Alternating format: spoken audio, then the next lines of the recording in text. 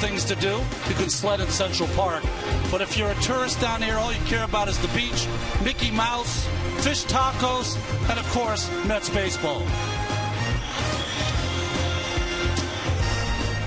From Tradition Field in Port St. Lucie, Florida, Pix 11 Sports presents New York Mets baseball. Today, the Mets play the Atlanta Braves. Hi, everybody. I'm Ron Darling. This is my buddy Keith Hernandez. You know, in spring training, there's an annual rite. For the veterans, it's a month of getting ready for that opener in Washington, D.C. For the youngsters, a chance to be seen, a chance to be noticed, to someday punch their ticket to wear the orange and blue. Matt Reynolds went a long way and maybe punching his ticket someday. Do you think he should be in the discussion for shortstop? Well, yesterday he made a big statement, hit the game-winning home run, Ronnie, in the bottom of the ninth inning. First pitch fastball right there, no doubt about it. He's the number 2 pick out of the University of Arkansas. He's a big, strong kid.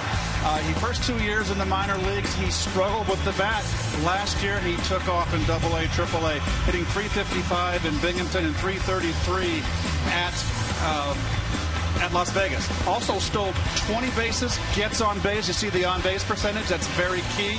Hasn't got a lot of power, hasn't shown it yet. 6 home runs last year. But you know what? Not everybody can be a power hitter. You need table setters. With the 20 stolen bases, this could be the future right here for Matt Reynolds. You know, the Mets are playing the Braves today. They finished tied last year, but such different off seasons. The Braves hired John Hart, one of the smartest men in baseball, took him out of semi-retirement, and he came in. Boy, did he make some additions and subtractions. Johnny Gomes, a perennial winner. Nick Markakis to a 4-year contract. The youngster right-hander Shelby Miller from the Cardinals, and the veteran A.J. Brzezinski. Lost, though, a lot of their strength and a lot of their power. It's going to be interesting to see how the Braves do this year. And they'll be going up against the Rookie of the Year, Jacob deGrom, one of the great stories for the Mets last season. Best hair in the National League, but also one of the best pitchers. What a year he had. An ERA just over 2. A guy that struck out the first 9 hitters of a contest. The Mets against the Braves this afternoon. Put down your to-do list. You don't want to go outside anyways. Come on and watch a couple hours with Keith and I. We thought our cable...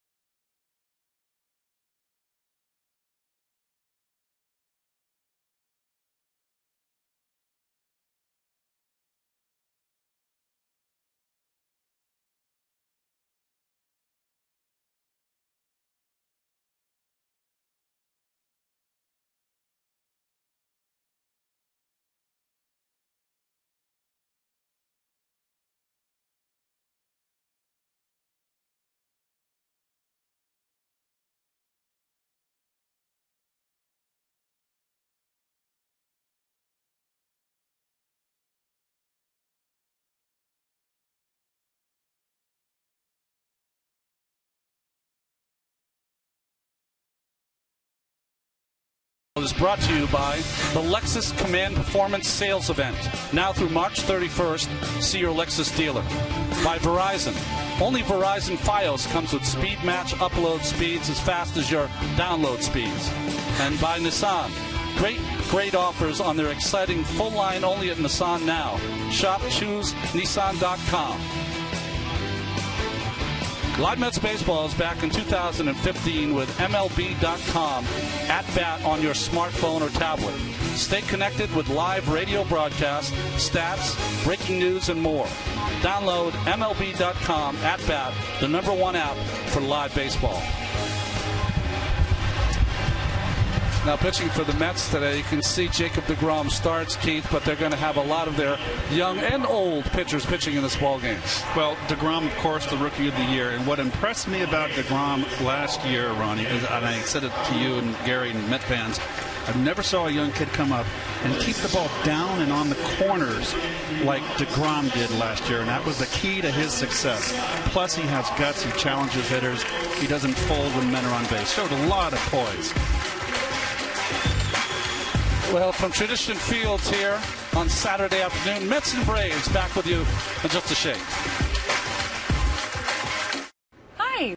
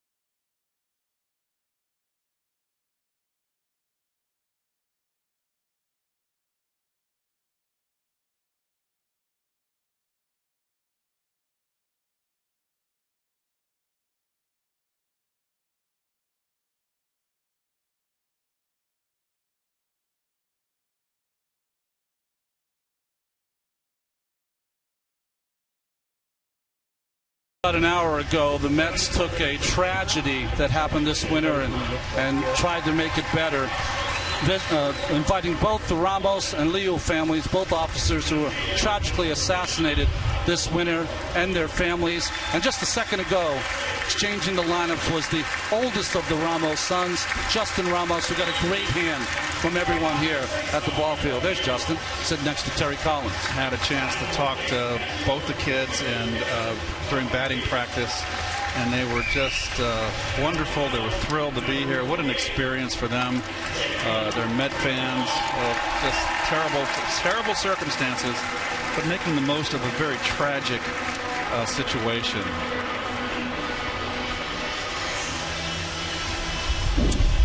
Here's the starting lineup for the Atlanta Braves. Eric Young Jr., yes, you guys Mets fans know him, is going to be starting in center field. Jose Peraza, who's their #1 prospect, starting at shortstop.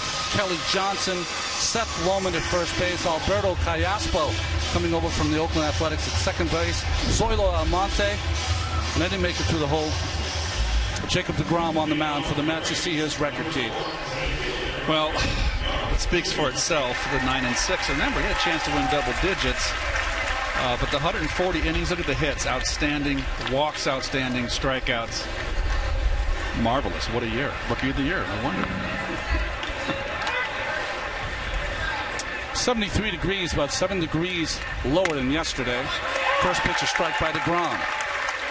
Well, all the moves that Ronnie mentioned at the open about the Braves have made, it looks like Eric Young is going to be playing center field. A good shot to be playing everyday center field. That ball popped up. Nice play by David Wright. Easy play by #5. And and the Mets get the first out here in the first inning. Well, the Braves are going to open up their new ballpark, Ronnie, in 2017. And it looks like they are making moves with the new general manager, John Hart. I know you're familiar with, and myself, who's done a terrific job, great resume. But they're building, they acquired a lot of young players that are going to be ready, I think, for that inaugural season in 2017. It's going to be more of a challenging year for Freddie Gonzalez. Jose Peraza batting second here for the Braves. He is their #1 prospect, their stud. He's playing shortstop today. It's going to be hard to break in with Andrelton Simmons there, but maybe second base might be his future. Well, he's another guy that had a similar season last year, split A-ball and AA for the Braves. A Venezuelan, much like Reynolds that we talked at the top, hit .342 at Lynchburg over 66 games, .335 in AA. So that's a heck of a year offensively. He was a star of yesterday's ball game, Matt Harvey. He was in mid-season form on March 6th. The ground with the pitch inside, taken by Peraza, did not swing. I chatted a little bit with Matt in the clubhouse before the game, and I said it felt pretty good. He goes, yeah, felt good. Peraza hits the ball to the right side. Nice play there by John Mayberry Jr., who's playing first base in today's game. But the National League East was interesting last year. The Nationals, of course, I think just like this year, are going to be the toast of the National League East. We'll see the Braves and Mets with that tied record, tied for second. Well, the first year the Braves weren't in the playoffs for quite some time. They struggled last year. It's a different ball club altogether. I mean, the pitching staff that the Braves had over just 3 years ago, that's almost all of them are gone. Kelly Johnson has spent a lot of time away in different ball clubs since he left the Braves. He was a big part of the Braves 4 or 5 seasons ago. Now trying to catch on here in spring training. Count 1-1 here in the first inning. It's interesting, the longer that we're up here in the booth, you kind of see everything come first full circle. Kelly Johnson, I can remember when he first came up, had a lot of promise. He's a lifetime .250 hitter. Never really took off. His best year was with Arizona. He's bounced around, and now here he is in the twilight of his career, trying to hang on. DeGrom throwing awfully hard here ahead of Johnson, 1-2. You're right, Keith. He started as an infielder with the Braves.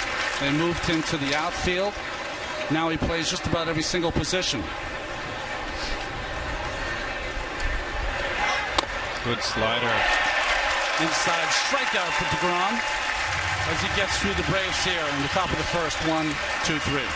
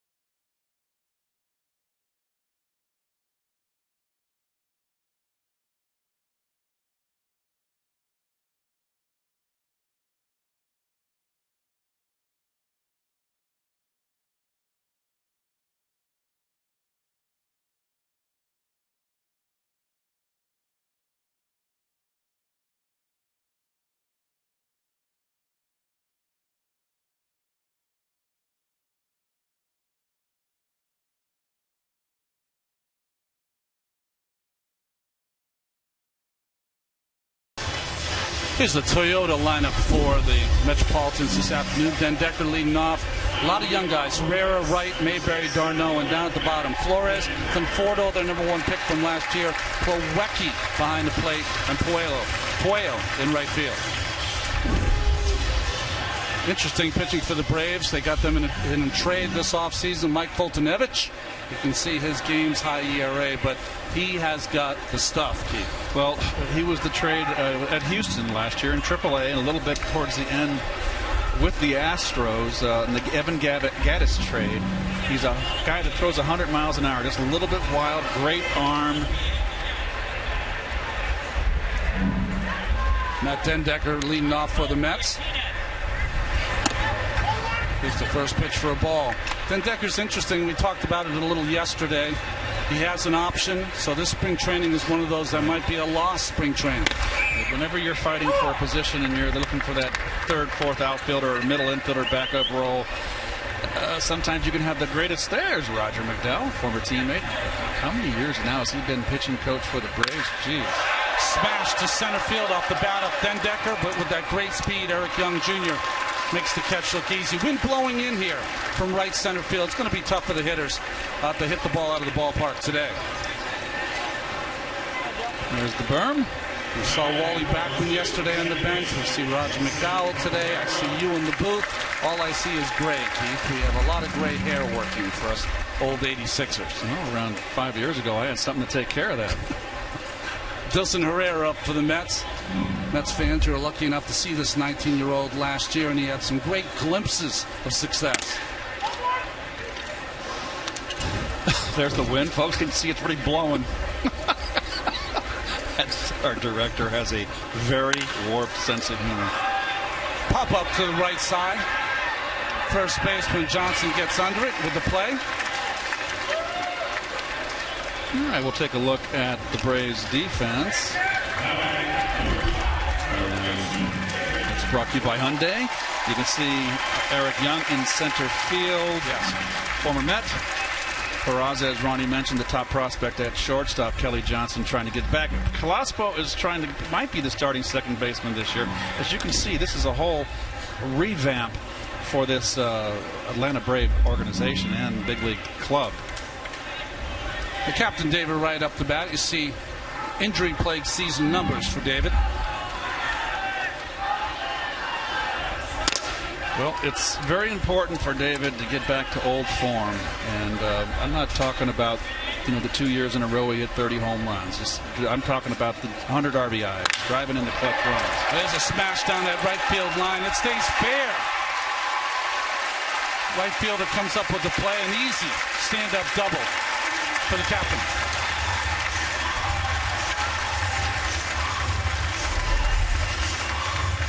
High fastball out over the plate. David going that way. He sets up the other way.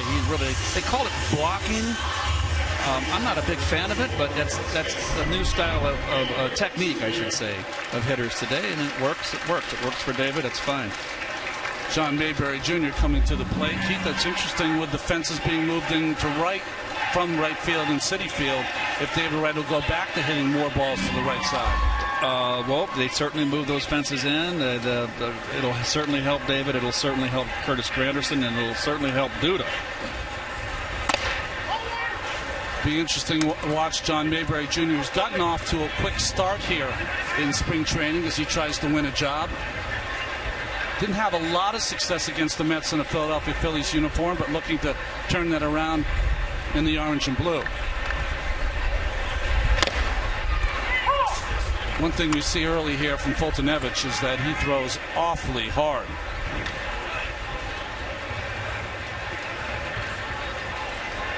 Daniel Murphy getting a little bit of a rest today. Got hit on the hand yesterday, just a bruise, fortunately. Yeah, x-rays were negative, and he was taking ground balls on the backfield earlier this morning.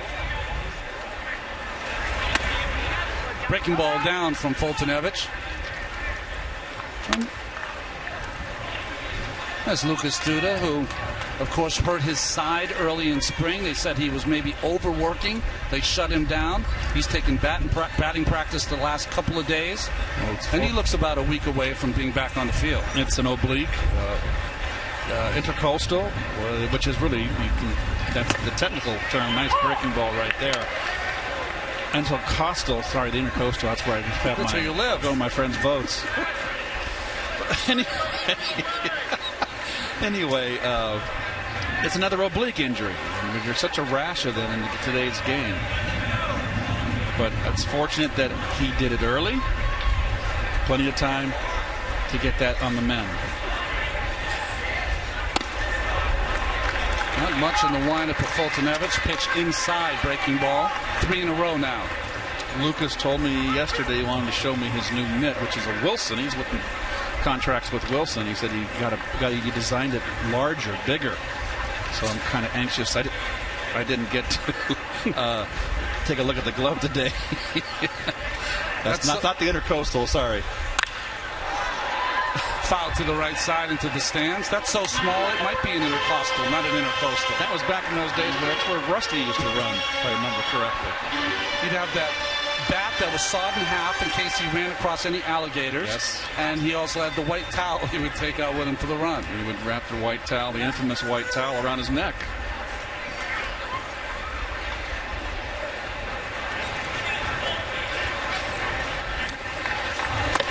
Ball inside. A walk for John Mayberry Jr. This is something that's plagued Foltynewicz throughout his professional career. He's got all of the tools, but his control has always been an issue. How many people have come through the pipe that have that issue? 7-7 at AAA last year. As you look at Travis d'Arnaud get into the plate. At 242 is deceptive, folks. If you recall, you Met fans, got sent down the first half of the season off to just a struggling April and early May, got sent down. AAA came back and really did well. I find this interesting. You have a rookie umpire going out to talk to the battery mates of Bethancourt and Foltynewicz. With the new rules, you would think that umpires have to play a bigger role, Keith, in trying to run the game quickly. Well, they're trying to move the game. Well, there's Freddie Gonzalez, manager of the Atlanta Braves. They're trying hard at Park Avenue to get this game speeded up.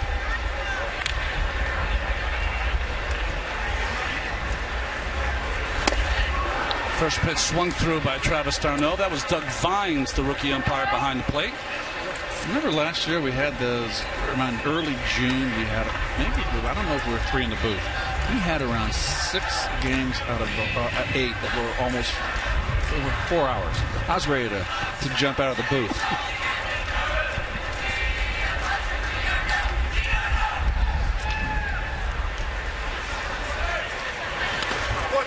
Ball gets by Bethancourt, who is a fine defensive catcher, but that ball hit about 55 feet. Wasn't able to keep it in front of him, and it caromed off to the left. And both Wright and Mayberry move up the base. In the dirt. Hard curve. That's all he could do there. Bethancourt's a big kid. He's 6'1" for a catcher. Tall and lanky. There's David Wright at third base, John Mayberry at second base. Bethancourt reminds me of Charles Johnson in the day. Sandy Alomar Jr., that kind of big-bodied catcher. Sandy Alomar, I think, is a better example comparison. Fastball inside, hit right on the nose of the shortstop. Good play by Peraza. And the Mets are out here in the bottom of the first. Still 0-0. Mets Braves.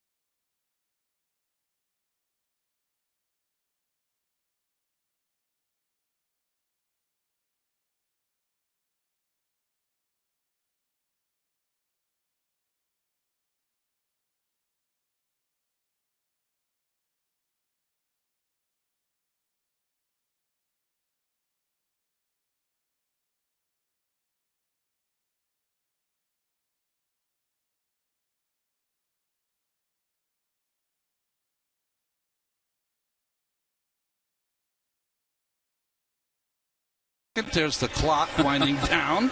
We'll see that all summer long. It's like a 30-second shot clock. That's first baseman Seth Lohman leading off here in the bottom of the second. Ground ball to second base. Herrera makes the easy play and the throw to first base. And we'll take a quick look at the Mets defense. That's brought to you by Hyundai. And you see Den Decker getting the start. Michael Conforto, last year's #1 draft pick, called over from minor league camp to play left field. Mayberry gets a shot at first base. Herrera at second, who I love. I think he's got a great future. And Kevin Plawecki behind the plate. Really another one of the bright stars up and coming for the Mets. Alberto Callaspo up for the Atlanta Braves. He's one of the signees by John Hart. Had a couple of good seasons for the Oakland Athletics. Trying to catch on here as the extra infield. Both pitches upstairs by DeGrom. There's Bowman in the bullpen warming up for the Mets. Got that non-roster 79. number. Good change-up right there from DeGrom. Usually the last pitch to come, Keith, but he had it all of last season. Beautiful spot, good sink.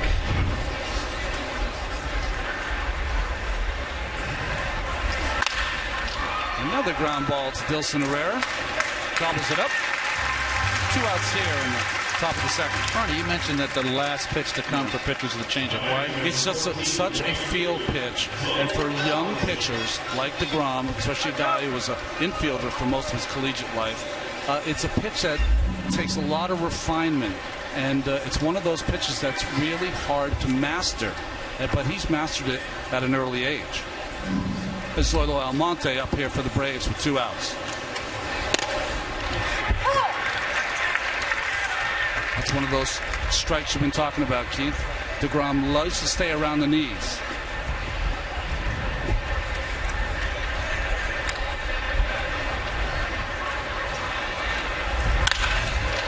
Well, 3 for 3. 4 to 3. 3 outs here in the top of the second. Mets Braves still 0-0.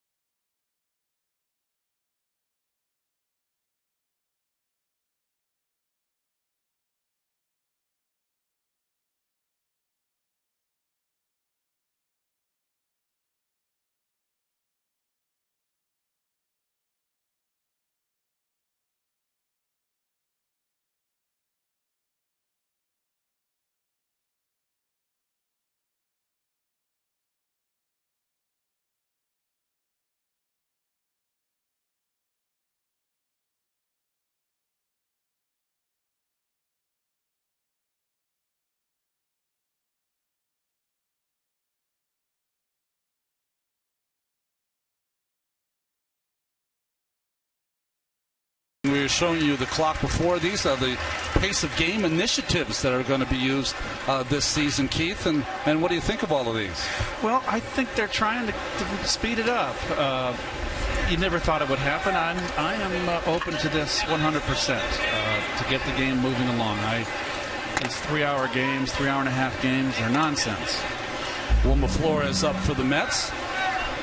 It's interesting your comments on Matt Reynolds, who played so well in yesterday's game. Will he have a chance to battle Wilmer Flores, who seems to be given the job of shortstop for the Mets for this season? You know what you had in Reynolds' case? He had a really great season last year. If he gets down there AAA and does it back-to-back, who knows what can happen. I do think he needs another year down there. His first 2 years, Ronnie, A-ball and Double-A, Reynolds struggled. Last year, he just took off. Taking off here, drive to left center field off the bat of Flores, and it drops in. One hops over the fence for a ground rule double from Wilmer Flores. We talk all the time about Flores and how important it is, not only that he plays a steady shortstop, but that his bat plays. Keith, it played here. Well, this ball was crushed, folks, and it's a home run in most ballparks. But today you can see right on the fat of the bat. And that ball was crushed. It's a big loud crack of the bat. It's just the wind knocked it down, but that still was a one-hopper over the very deepest part of this very big ballpark here.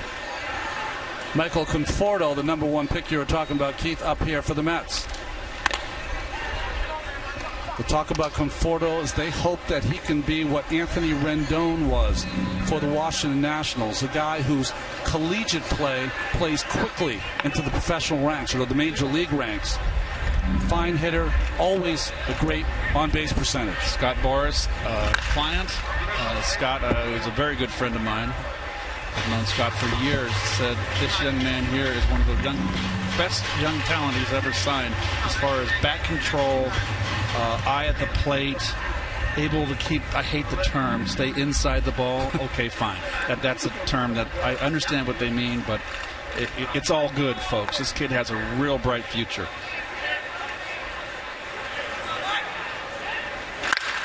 Here's a base hit up to center field. Line drive to Eric Young Jr. We know Eric Young does not have a great arm, and Wilmer Flores in with the first Mets run. Nice hitting by Conforto.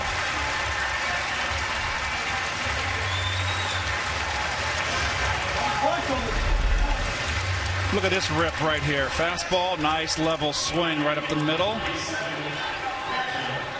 A little bit of hesitation to Flores. You got to challenge the arm of Young. Young hasn't got a strong arm. And we'll take a look at Wilmer. I thought he hesitated here rounding third. Yes, he did. And he hesitated going around third too, Keith. No harm, no foul. First run for the Mets. Back-to-back young players for the Mets. Conforto with the hit, and now Kevin Plawecki out of Purdue at the plate. Everyone you talk to just raves about this young man, his hitting and catching ability, but especially his offensive game.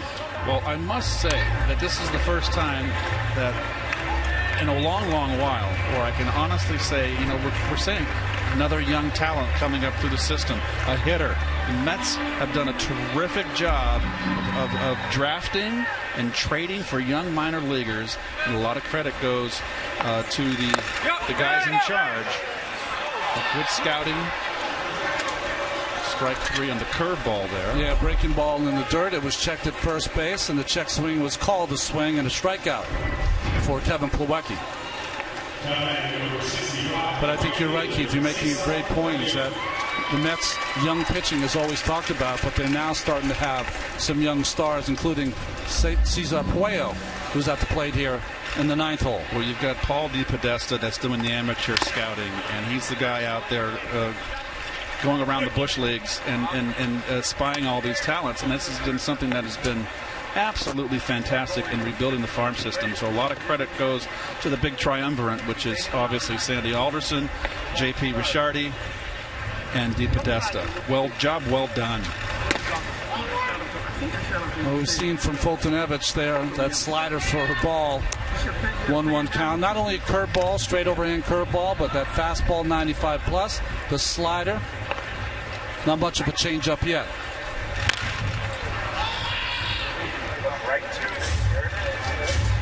That changeup away there, though, swung by Puello. Fultonevich is going to be the big part of that trade as you see Matt Den Decker on deck for John Hart and the Atlanta Braves. This is a young man that has a chance to be like Andrew Kastner in San Diego, a guy that can be a #1 pitcher. Count even at 2-2.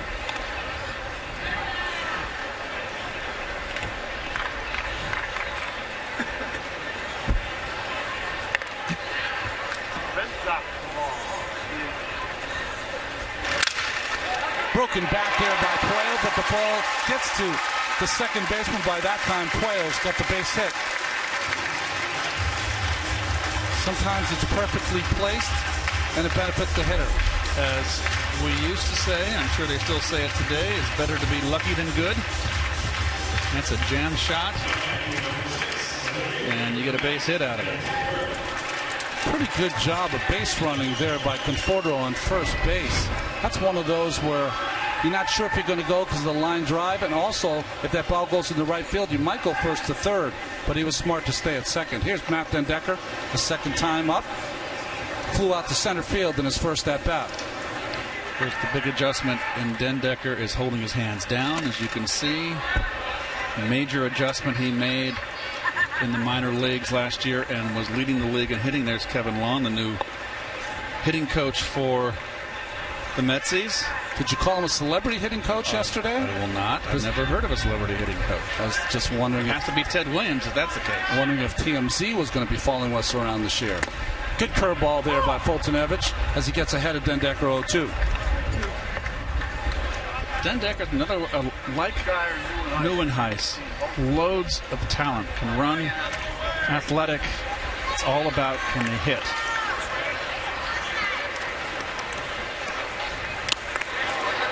Foul pitch there by Den Dekker as he stays in the at-bat. Good breaking ball right there from the youngster. So it's another case of a great arm, great breaking ball. Can he put it all together and control? And that will get him to be a big league ball player. A million guys with a great arm never can harness it. Good stop by Bethancourt on that buried slider in the dirt.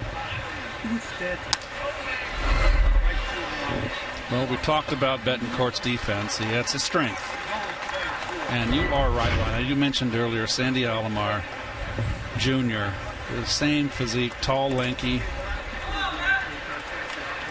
Kevin did a video with Sandy Alomar Jr. I learned more about catching in 30 seconds from Sandy Alomar Jr. than I ever knew.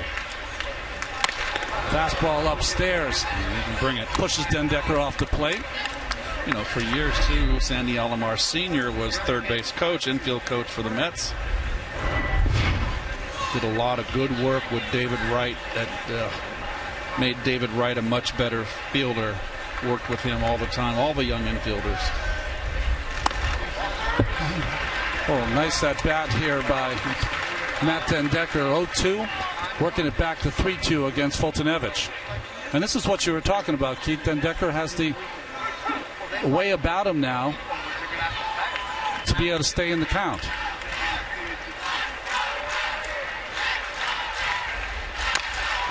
Fouled off again off the foot as it's called a foul ball by home plate umpire Doug Vines.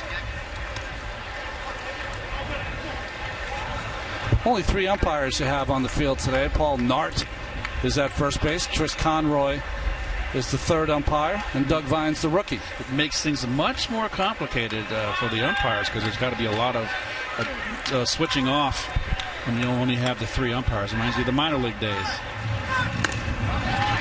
Good at bat there by Matt Den Dekker as he works the walk, and the bases are loaded here for the Mets in the bottom of the second inning with the 20-year-old Dilson Herrera coming to the plate. Roger McDowell, the pitching coach for the Atlanta Braves, is going to have a talk with his young right-hander.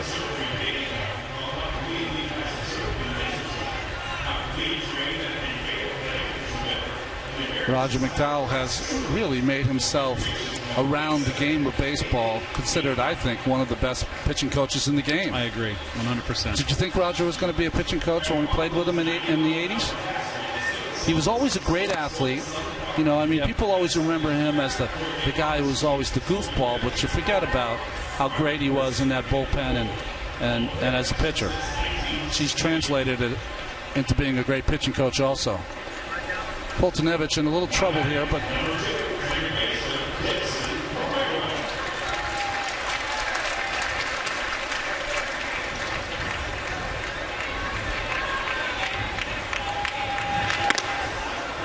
here's a big chance for Dilson Herrera as he takes the first pitch for a strike. Young guy trying to get on the team. Conforto at third base, Puello at second, and then Decker at first. I like Herrera a lot. Came up last year and did a terrific job. Showed power and showed the ability to hit line drives and hit to all fields. And defensively, he stays in there on double plays. He's not a liability in the field. I think he's really got a chance to be another Met prospect who has a chance to be a really, really good major league player. Ground ball foul here, pulled by Herrera. Foltynewicz up in the count, 1-2. There's Terry Collins next to Justin Ramos. Must be a thrill for Mr. Ramos to be there. So glad Terry is back for another season. What do you think about Terry? Popped up to center, to shortstop. Peraza with the play. And the second out here in the bottom of the second inning. Terry hasn't had a winning season here. He's done, I think, done terrific work with the talent that he's had. And I'm glad he's back to manage this ball club. Well, after the visit by Roger McDowell, now a visit by Freddie Gonzalez as he comes out. And the pitch limit has gotten Mr. Foltynewicz as he exits the game. And the Mets up 1-0 here with the bases loaded.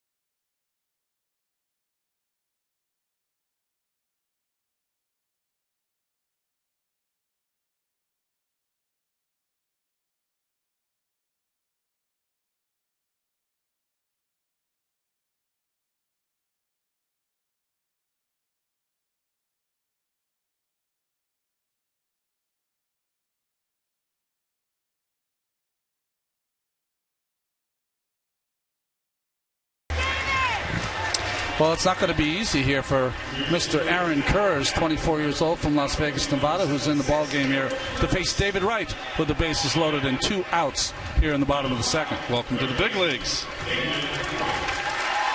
David's got some good tape on that bat, doesn't he? He always tapes his bats.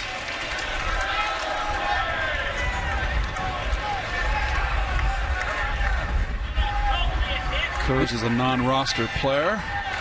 Interesting. David stepped out of the box there because Chris Conroy, the umpire, was in a strange position right behind the pitcher. He had to have Conroy move just a little bit.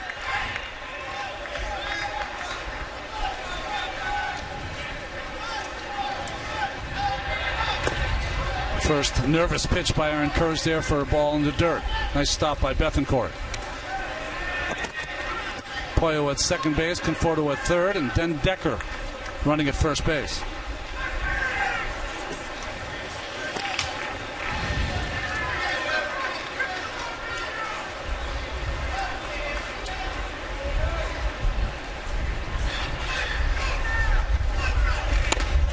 Good slider there to even the count by Aaron Kurz. One of the toughest things for any veteran player in spring training is you're facing a pitcher that you certainly haven't seen, and he throws a slider. You know, sometimes you can work it to your advantage. You can just pretend like it's an RBI situation, as this is, and go up the middle, because you really don't have an idea what this young man throws. So sometimes you can, in the beginning, when you're not really in the groove, you hate this. But when you're ready to go the last 10 days and you're gearing up, it's not so bad. It's a good test. Mayberry Jr. on deck. Freddie Gonzalez with the move to Aaron Kurz. It's going to be a different year for Freddie. Good sinking fastball there by Aaron Kurz on the 2-1 pitch. Gets the count even again. I think this might have been a changeup. The gun had 84 and looked like David was a little outside. Definitely something sinking. So everybody likes to throw the old changeup today. Pitch du jour.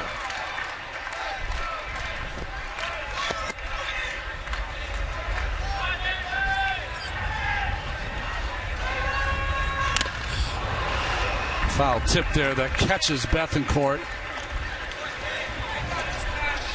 I don't know if it caught the arm. Let's see here, Keith.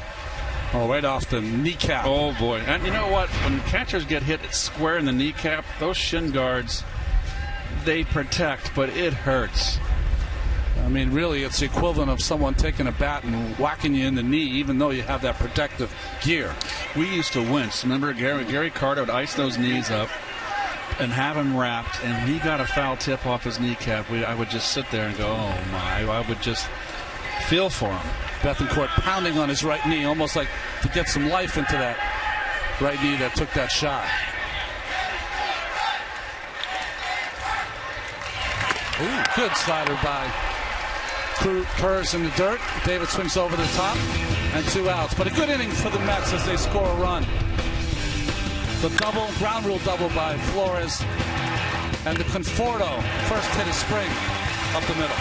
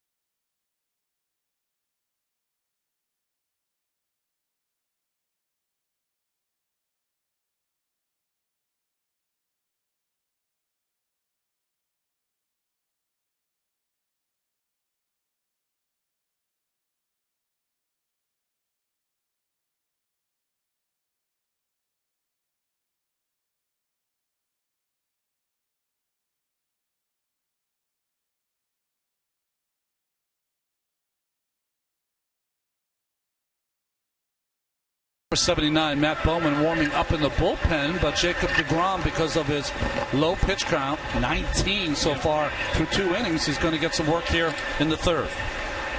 He's got the beautiful motion. I love his motion. Fly ball to right field, wind blowing in. Be an easy play for right fielder Cesar Puello. Run out here in the top of the third. Ronnie, in your day, did you have a pitch count on your first outing, or was it innings? If you had a normal innings, I'm obviously you're getting your fanny whipped out there. You throw 40 pitches. But your first start, how many pitches would you presume that they would let you go with? It's interesting you asked that. It was more innings than pitches. It was get through 2 innings or get through 3 innings. Right. That was more the case. And you're right. If you were really struggling, they'd come and get you. As Yuri Perez up for the Atlanta Braves. deGrom making this look easy so far.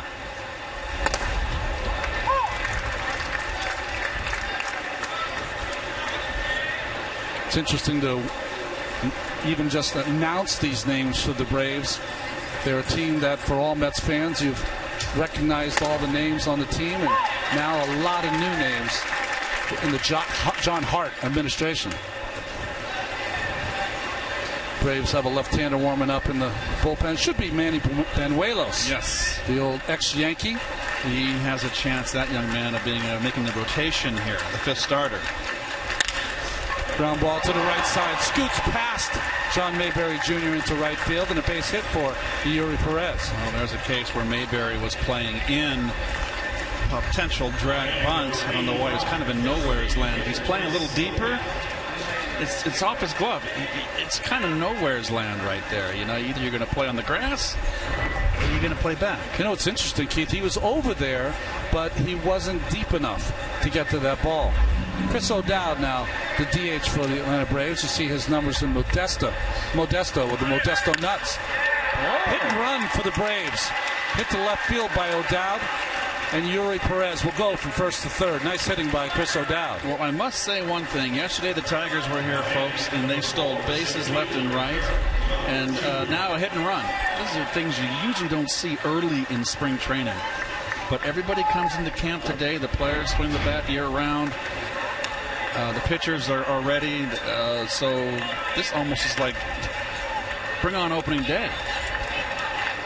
So as soon as I get the mention out of my mouth that things have been going pretty easy for DeGrom, in trouble here. First and third with an out here in the top of the third.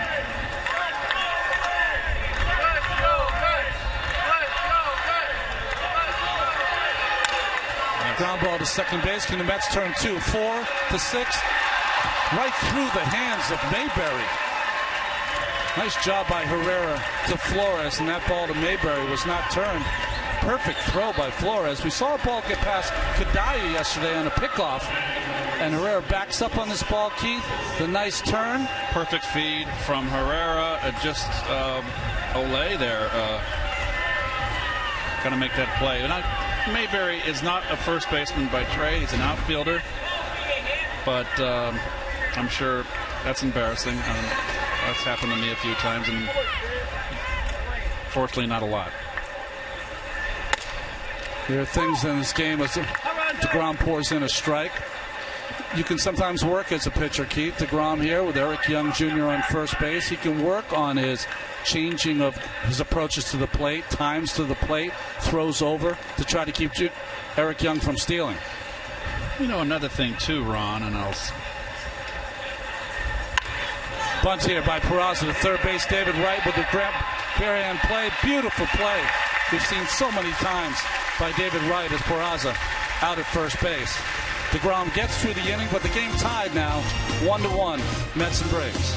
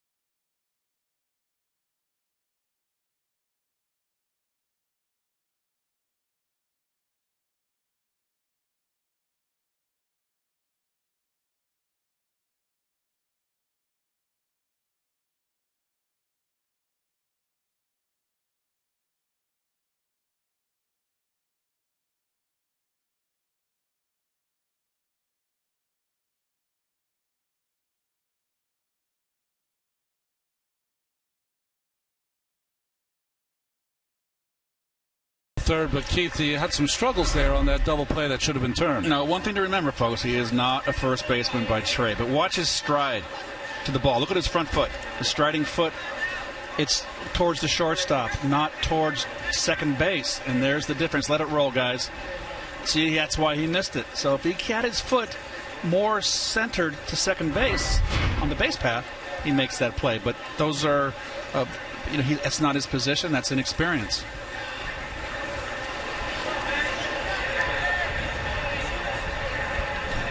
Well, Manny Banuelos on the mound for the Atlanta Braves. It's a young man they got from the New York Yankees. A few seasons ago, it was Dellin Betances and Manny Banuelos who are going to be the two up-and-coming stars for the New York Yankees. Dellin Betances has had a star season last year, and Banuelos trying to catch on here with the Braves. Ground ball up the middle, and another base hit up the middle. Very similar to yesterday's game for Mayberry. Mayberry, of course, hit the home run in the first spring training game for the Mets. And Ronnie, your maiden voyage is play-by-play, I must say. You're captaining the ship wonderfully. Not as brutal as you thought it would be. You are superb. You've done this before. Come on. I know you're very secretive. Don't think you're fooling us.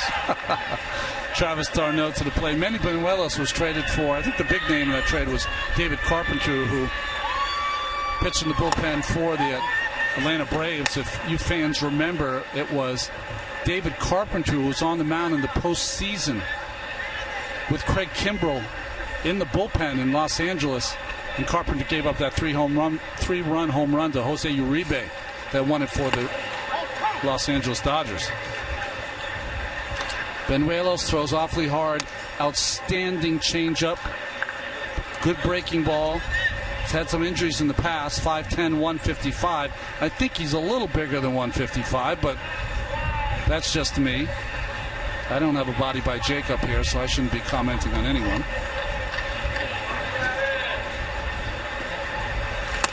Well, Banuelos is one of the guys vying for the fifth spot in this rotation. They've got Julio Teheran, Alex Wood, Shelby Miller. They got from the Cardinals Mike Minor.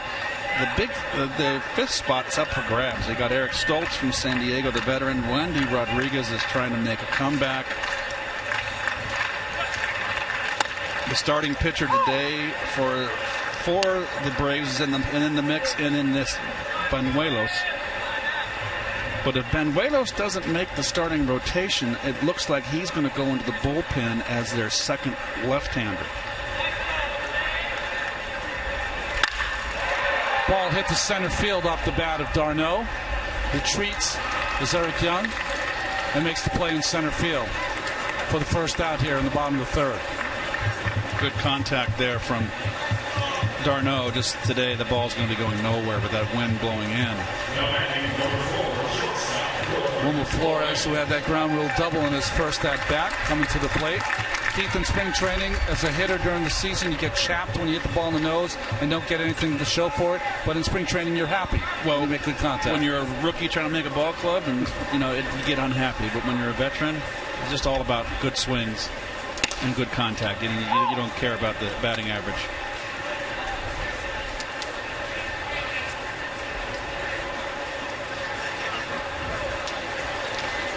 Travis d'Arnaud not having to put on the catching gear today as Kevin Plawecki's doing the catching. 2 fastballs in a row. 1 a ball and 1 a strike here for Banuelos against Flores. Michael Conforto had a single in his first at-bat on deck.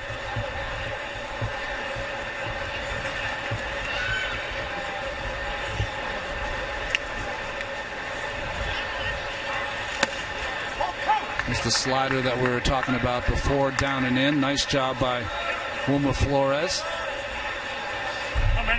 All these interesting young hitters for the Mets that have a chance someday to maybe make it and do well in the major leagues. One of the things, their ability to take those pitches that are off the strike zone, knowing the strike zone. Ball to the right side, backhanded, but dropped by the second baseman. And no play anywhere. Poorly played by Kalaspa, the veteran. No reason to backhand this. He olays it from the get-go. He should have stayed in front with his body, and that's thus the error. That's called Toro.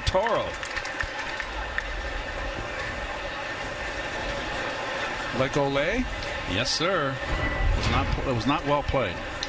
So 2 double plays, one for the Mets in the prior inning, and here for the Braves. Puts Banuelos in trouble. Lefty against the lefty. This is where you like to see these at-bats by young hitters like Conforto.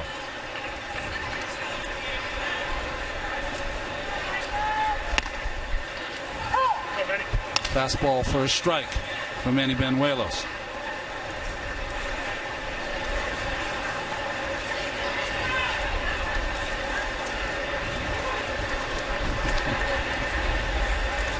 Interesting to see that number 39 for Conforto. Think of Bobby Parnell when you think of that number, but there's some numbers that are repeated here in spring training because you run out of them. Good slider here, Keith, by Banuelos. Out of the strike zone, chased. Interesting thing for me in spring training is to watch young hitters and their 2-strike approach. Conforto, who you said a lot of people have raved about, we'll be able to see it here. 0-2.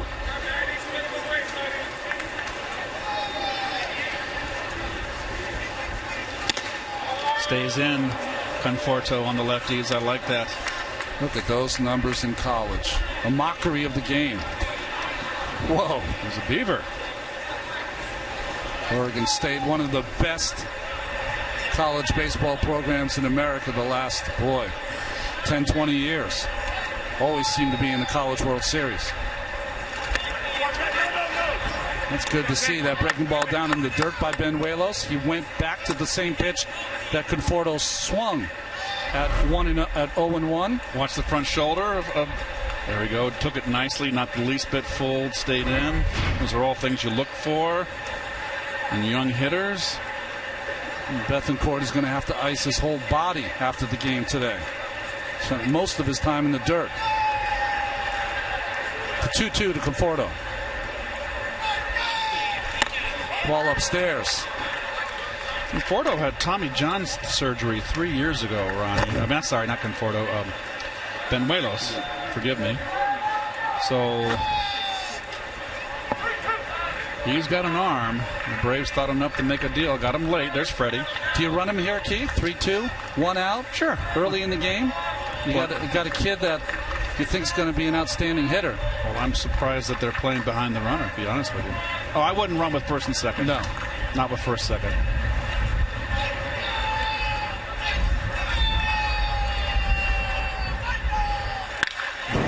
Ball lined into the left center field gap by Michael Conforto. John Mayberry scores easily. And here comes Wilmer Flores. Nice hitting by Conforto. 3-1 Mets.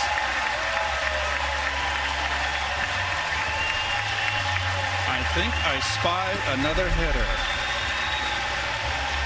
Look at this. Look at that, folks. Thing of beauty. Fastball away. Stays in, line drive, left center field, right where it's pitched. Well, we said in the open today, if you're a young player, you spend the month of March trying to get noticed by everyone who's watching you. Conforto, a nice start. There's Kevin Plawecki, who was struck out in his first at-bat on a check swing.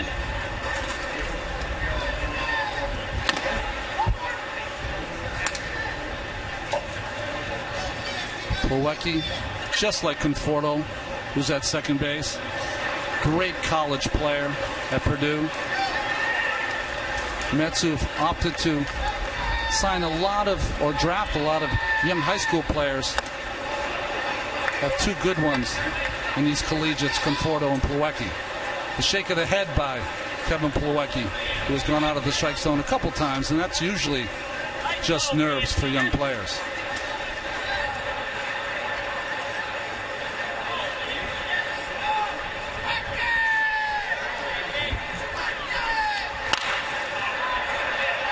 Fastball there by Banuelos. You can see that he tries to pitch a lot inside to try to set up that slider and changeup. That one did not get all the way in, though, Keith. And there's my man. Oh, jeez. Mark Levine, who you call Levine, Keith. That would be Mark Levine there with the camera with Jay Horwitz. We got the super wide camera, I see, with Jay's head in there. Jay, the numbers is just too much to mention now. Jay's been here so long. Jay, one of the, I know that Keith and I will call him a friend forever. One of the great guys. We love Jay. There's the old story that Jay was supposed to pick me up when I got traded to the Mets mid-season in '83, and I had to pick up the team in Montreal. Well, Jay was there, and he didn't. We missed each other. I had to get a cab. Was it Mirabel or Doral? It was a long ride. Mirabel. So it was a long ride.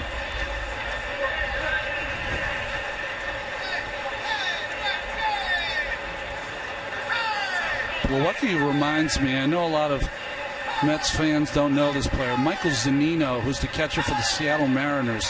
Mets played out in Seattle last year. He hit, I think, 20 home runs. He reminds me of that kind of player. Big, sturdy catcher. Ground ball to shortstop. Conforto goes to third. And Peraza with the play to first base. 2 outs here in the bottom of the third. Ball hit sharply there by Plawecki. Good at bat. Nice swing. Cesar Puello coming up for the Mets, 1-for-1 with that single, seeing eye single between first and second base in his first at bat. Talked a little bit about Puello yesterday and how 4 or 5 years ago he looked like he was going to be the next great player. Biogenesis and suspensions after that have curtailed him somewhat, but still trying to see what player he is. Is he the player that got caught up in some of those suspensions, or? Well, we'll find out. Yes.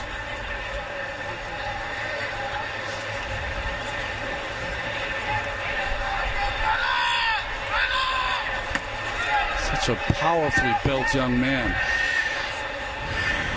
Not that tall, but it's like the human muscle up there.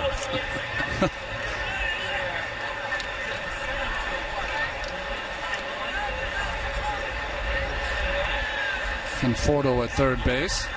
Stockily built is Conforto.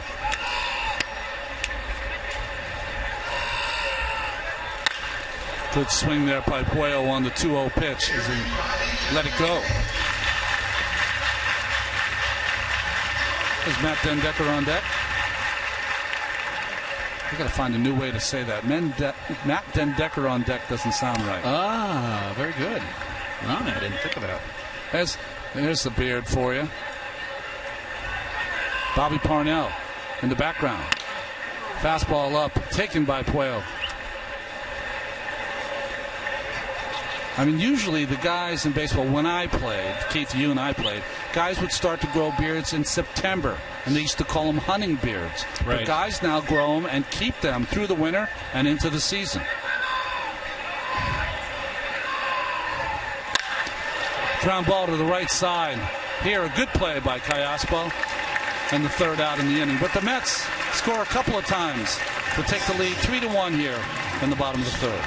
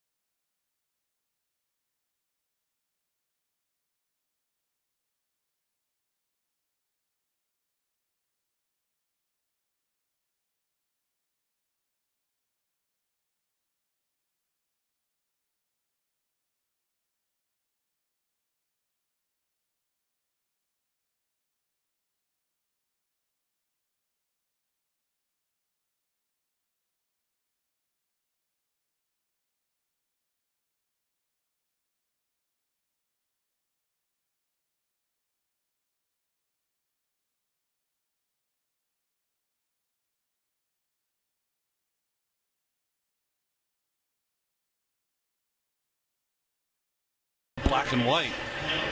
And the workouts from the winter work. Look at that forearm as he stands and waits his turn at bat. There's Matt Bowman coming on for the Mets, Princeton University grad. Where I'm from, they say, a wicked smart kid. Why? Boston. They have the accent. Oh, you Northeasterners. Academic, all Ivy League pitcher. How about the winter they had in Boston? Were you one of those guys jumping out of windows running? No, they had the worst in my town outside of Worcester, Massachusetts.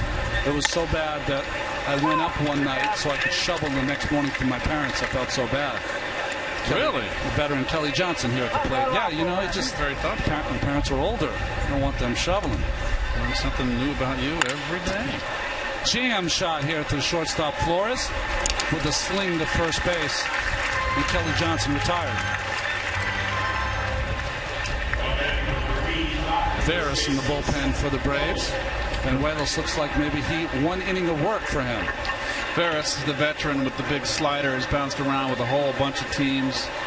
Great arm, but always wild. He is another one of these veterans that's vying for a spot on out of the bullpen for this totally revamped Atlanta Brave team. Jose Veras, 34 years of age. Good swing there by Seth Lohman, the first baseman. First pitch fastball hitting, Keith. I always like that. It might be the best pitch you get to hit all day. Down and out over the plate.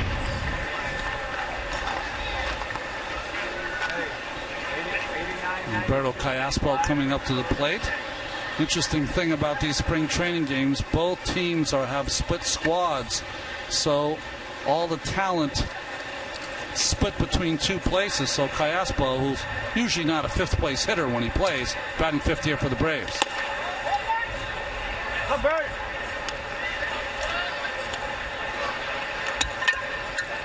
Bowman looking down to the third base coach for the signs.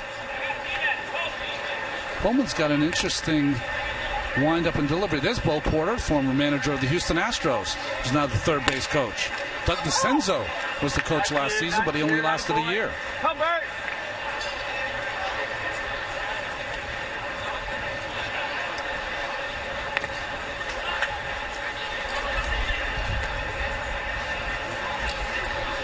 Lohman with a safe lead at first base. Bowman with the delivery.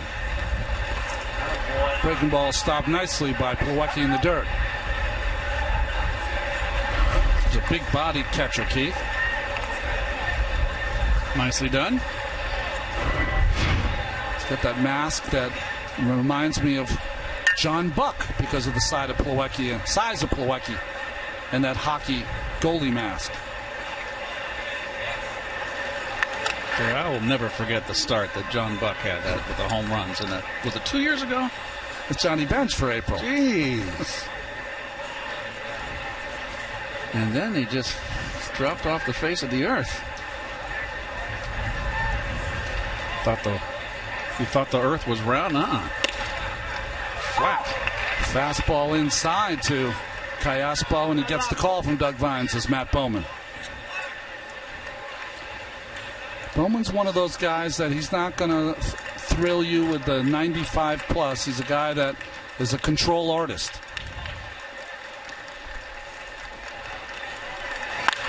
Breaking ball, jam shot to left field, and play by Conforto for the second out here in the bottom of the third. Every Saturday home game in 2015 is a Super Saturday at Citi Field. That's because Saturdays feature great promotions, including firework nights, post-game concerts, bobbleheads, and marquee matchups against the Red Sox and the Yankees. For tickets, visit themets.com/Super Saturdays. Zoilo Almonte here for the Atlanta Braves.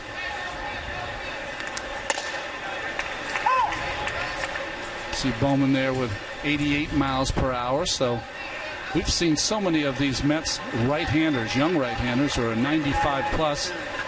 Bowman a little more of the old school variety of keeping the ball down, consisting of movement and changing speeds.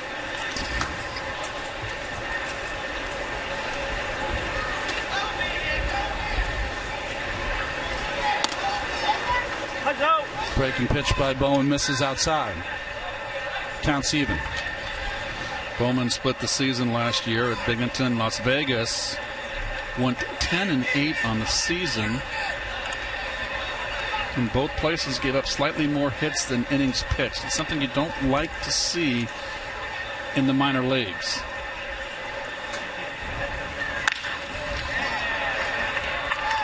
It's a ground ball to Dilson Herrera. Has had a lot of plays today.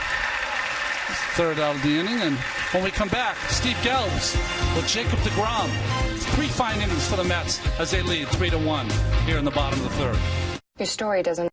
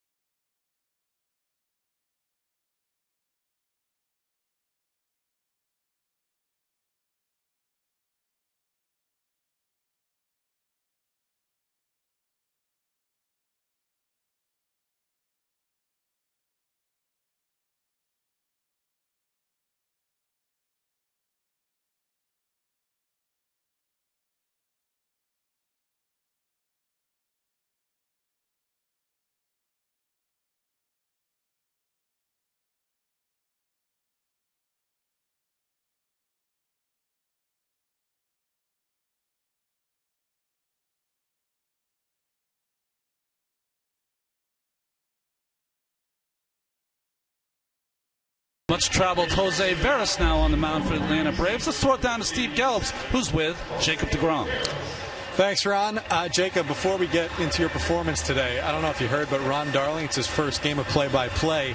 Now, you made your debut with Matt Harvey in the inter-squad game on Tuesday. You have it right over here. You have any advice for him? Probably just call it how you see it. That's about the only advice I can give you. All right, call it how you see it. Jacob already preparing for his second career. The way we saw it today, you looked pretty good, almost in mid-season form. How'd you feel? Yeah, I felt good. I was getting a lot of ground balls, getting ahead of a lot of hitters and throwing a lot of strikes. So that's kind of what I was trying to do. Just get out there, repeat my mechanics, and try to throw the ball where I wanted to. Is there something that you try specifically to get out of this first game? I know that you said you're just trying to get those mechanics going, but is it just about getting through the first couple innings, or is there something more? I think it's just getting your feet under you. It's the first time you've had adrenaline in a while, and you're ready to get back out there and compete. So I think just getting out there and getting the feel back a little bit. I would imagine this spring start felt a little different than last year's first spring start in terms of the nerves. Yeah, definitely. I was a little more relaxed out there than I was last year. In terms of this spring training in general, too, last year you're trying to make the club, obviously. It's a long shot at best. Do you feel that you have time to work on more things and focus on improving rather than trying to prove to them that you belong? Yeah, definitely. I think I can definitely work on some things more this spring and, try to get better and repeat my mechanics. What are you trying to work on? Is there one thing you've zoned in on? Well, now slider, because that was a pretty bad 0-2 pitch. So that's what I'm going to work on in the bullpen. And Ron and Keith both mentioned that you had some pretty good command of your changeup. Changeup feeling pretty good? Yeah, my changeup felt really good, and that felt probably the best in the IBPs too. All right, now this off-season had to be totally life-changing for you. Have you had time to think about just how much your life has changed after last year? Yeah, I've had some time. I tried not to think about it too much as I was trying to get ready for this season coming up, but it's changed a lot. I'm just trying to. Not enough for the teammates not to mess with you by throwing some sunflower seeds in your face. It was a great week for you, obviously, where you get married and then 2 days later named Rookie of the Year. I think the obvious question is, which day was better? Probably getting married. I'd have to say that. Good answer. And I was more nervous about getting married than my first start in the big leagues, I think. Is that right? I was pretty nervous up there. But you were pretty nervous about your first start in the big leagues, too. You were telling me a couple weeks ago that you couldn't feel your legs, right? Yeah, I was definitely nervous for that. But I was extremely nervous at the wedding, too, for some reason. And I didn't think I would be. Jay Horowitz told us that he had you postpone your honeymoon because of the Rookie of the Year announcement. How did your now wife take that news initially? And did that pretty much assure you in your mind that you were winning Rookie of the Year? No, it didn't assure me. He told me early that I was probably, or he told me if I could move it back. And she was fine with that. I mean, she knows how this game works. You never know what's going to go on. So she's pretty flexible with the things I have to do. And you know, she was took it really well. And the honeymoon was great? Honeymoon was good, yeah, really good. Hawaii? Hawaii, yep. Anything stand out that you remember from that trip? No, it was just relaxing. You know, we just went around and saw different things, but it was just a relaxing trip. Last year, Matt Harvey really took you under his wing with you up here at the big league level. To see what he did yesterday, do you kind of shake your head? And I mean, you came back from Tommy John surgery. It's not as easy as he made it look yesterday. No, it's not. That was impressive yesterday, and that's the first time I've seen him throw in person, so that was really fun to watch. What is the excitement level now having him as a part of this rotation? Oh, it's the excitement's there. I mean, you know, we hear all the hype, and we want to live up to it, and we're ready to go out there and prove that we can win ball games. All right, Jake, we appreciate the time. All right, thank you very much. Ron, call it like you see it. I will take his advice. He's the hottest guy I know. Hasn't made a mistake since I've seen him in the orange and blue. Other than Chris, our stage manager, the pride of DeLand, Florida, Jacob deGrom. To me, when I see him, I see, you know, Bruce Weber, the famed photographer. He takes those pictures for the Tommy Hilfiger ads. Okay. Jacob deGrom should be in a Tommy Hilfiger ad. Oh boy, you getting a cut on that or what? No, 10%? No cut. No, I don't need it.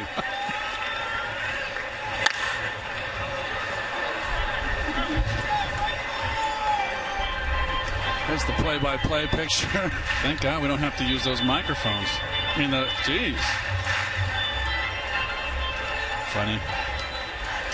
I remember when I played, I used to sit at Shea Stadium, there's Matt and Zach Wheeler, and listen to the broadcast at the end of the bench when I wasn't pitching. When I was with the Cardinals, and young, Jack Buck was the broadcaster, and they would televise the games on the weekends back home to St. Louis. I would sit out the end of the bench on the top step, and I'd grab one of the microphones and listen to the broadcast. Herrera works to a full count. They can't say anything bad to you when you're not playing. Anything bad about you.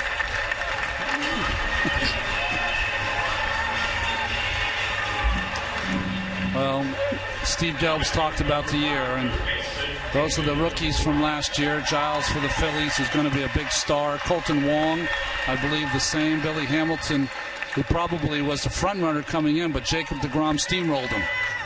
And when he struck out the first 9 hitters on that night in Citi Field, I think that ensured that he would get the Rookie of the Year. He deserved it. The right man won. David Wright in his third at-bat.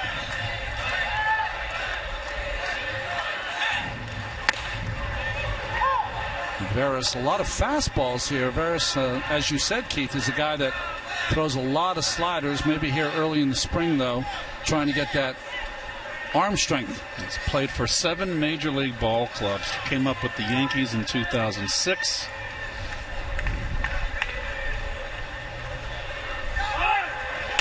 Runner going, Herrera. He gets to second base. Ground ball to short. Peraza makes the play at first. It's something you don't see very often. Herrera on the run. Certainly not a hit and run there, more like a run and hit. There we go. That's an old airliner right there. Makes me feel young again. It almost looks like an ad for Pan Am. Like, remember watching those old, what are they, DC-6s or whatever the heck they are? You young kids, you can Google that. And all you young kids out there, when I was a young guy growing up, there was no jets. It was just all propeller planes you heard. Rivera's cleaning his spikes here. Got These mounds consist of dirt and also clay right in front of the rubber. Sometimes you'll catch some of that in your cleat, and that's why they have that thing behind the rubber to scrape it off.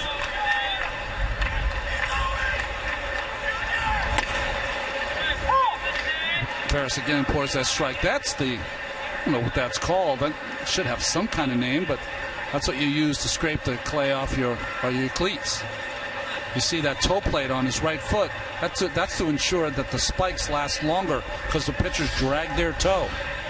Toe plate used to be. Remember the metal ones? You used to have to lace them around your laces, right? That's right. And they would be stapled at the bottom. Now it's just a rubberized kind of that is melted on the end of your toe. I never used those. I did not like them. It felt like, you know when you wear a work boot and it has a steel toe? I never liked that feel. So you went through shoes in the course of a season? One per start. Yeah, okay, that makes sense. It's very spoiled. Fastball down. Nice eye by Mayberry. 2-1, the count in his favor. It's going to be interesting for a veteran like Mayberry. He's been with the Phillies his entire career. Was a major league player. And coming here and starting kind of all over, trying to win a job.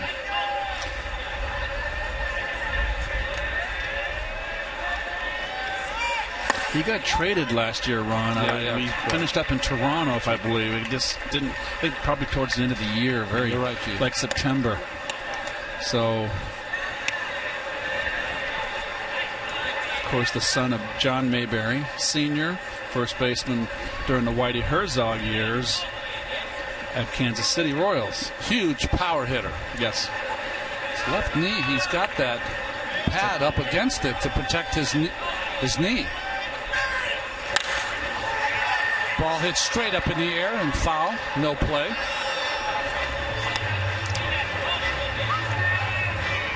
It's interesting. Usually you see that pad. It'll be on the shin. It'll be protecting the foot.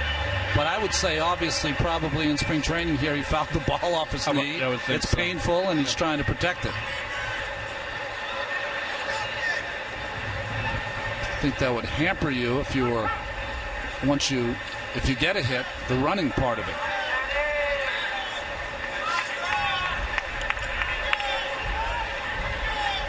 Three-two pitch here to Mayberry.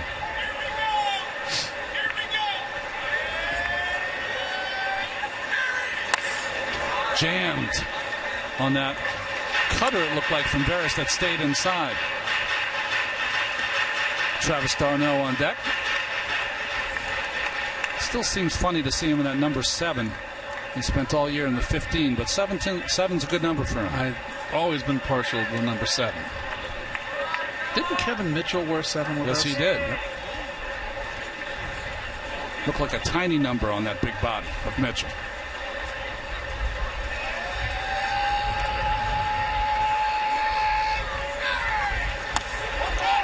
Another good at bat by Mayberry as he takes that pitch inside and with the base open at first base draws the walk. 2 on here and 2 outs for the Mets and Travis d'Arnaud. The one theme you can see in this game so far, Keith, is the Mets hitters have been very disciplined. They're taking a lot of close pitches. Good thing to see. That's Jack Voigt, I think, at first base, the first base coach today.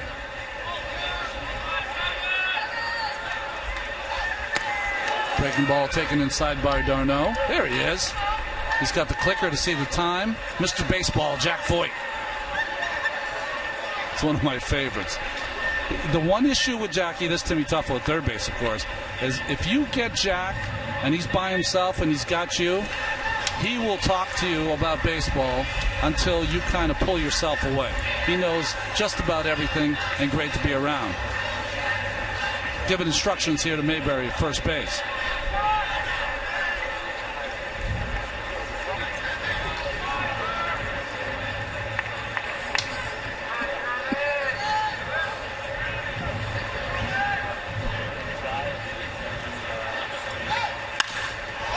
Ball hit straight in the air. as first baseman Seth Loman makes the call now to Bethancourt as he calls him off and makes the play for the third out. Mets don't score any runs, but they still lead 3-1 as the seeds are being flipped by Wheeler and Harvey.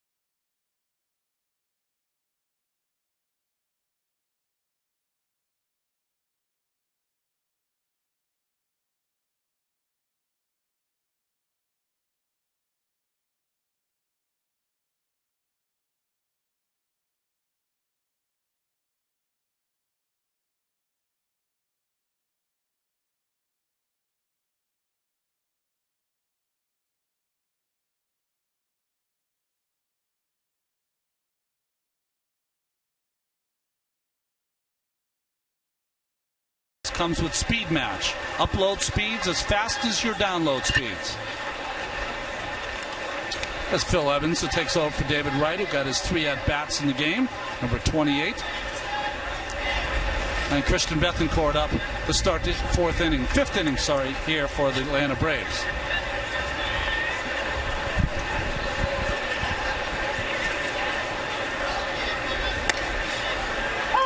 Interesting delivery by Matt Bowman as you see Matt Capps getting ready.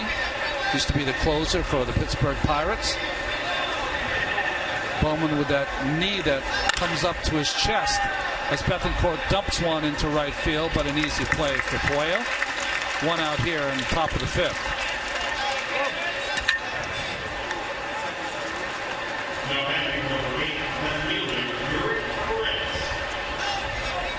Yuri Perez coming up for the Atlanta Braves.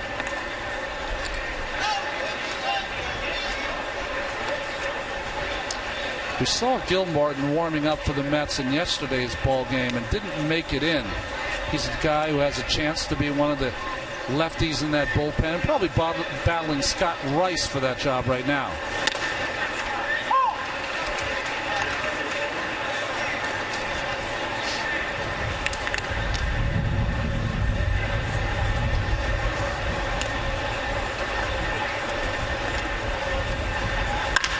Ground ball to second base, played perfectly by Herrera, who was shading him up the middle. And Dilson Herrera is going to lead the world in 4-3s today. He's had lots of chances today, and he's there shaded up the middle. What I like about Dilson is he stays in front. He gets in front of the ball, keeps the glove down. Boy, nice charts there because that ball up the middle. Bowman, the pitcher, tried to make a play and didn't need to because the ball was right at Herrera as Chris O'Dowd, the 9th place hitter, comes up. Remember, in his first at-bat hit-and-run play, O'Dowd with a beautiful single to left field.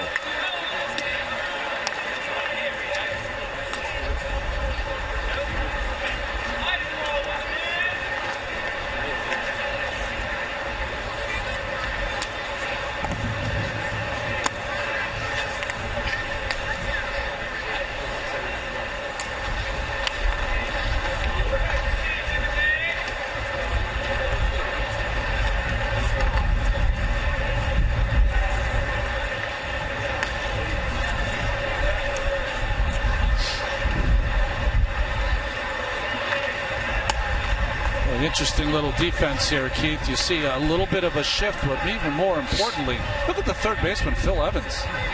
Way off the line, as far back as you can play, almost like a right-handed hitter. I think with left-hand hitters, even if they are hitters that use the whole field, take away that third base hole. I really, whenever someone took that hole away from me, I did not like it. Chris O'Dowd works the rare walk from Matt Bowman. You can see Bowman signaling to his middle infielders 2 outs here in the top of the 5th. It's a little chillier here today. I mentioned it's 73 degrees, which is about 7 or 8 degrees cooler, as you saw Bowman blowing in his hand. Not quite that cold. As the ex-Met Eric Young comes to the plate for his third at-bat. Well, I tell you what, I got up this morning down in Jupiter, and it was absolutely downpour. It took me around 30 minutes into my drive north to get out of the rain. It was pouring.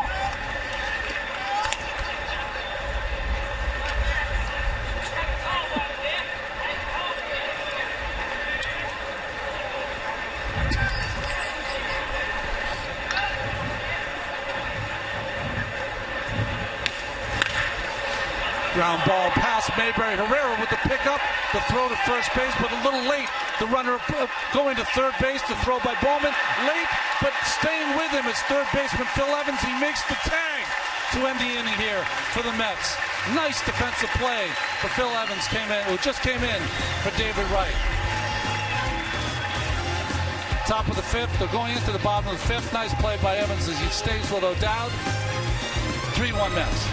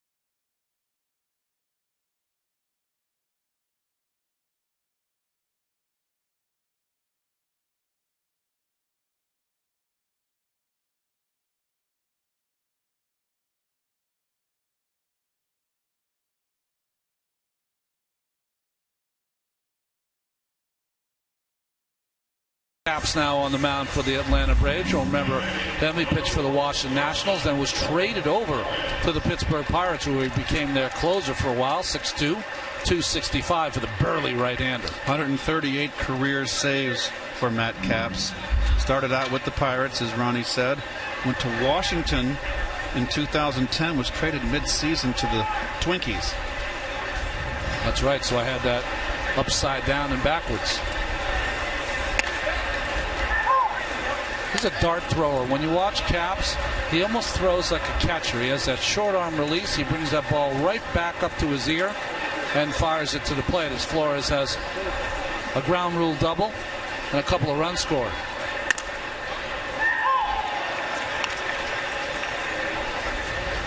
Down 0-2 here against the strike throwing Capps.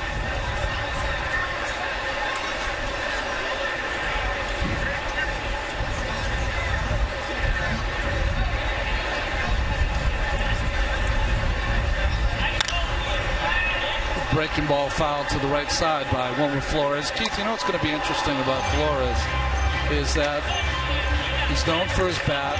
He's been nice in the field. How long, if he gets off to a slow start, will they stay with him? I think that's the key for young players, is that you have the ability, if they do start slow, to assure them that you're going to get those at-bats. Keep going after it.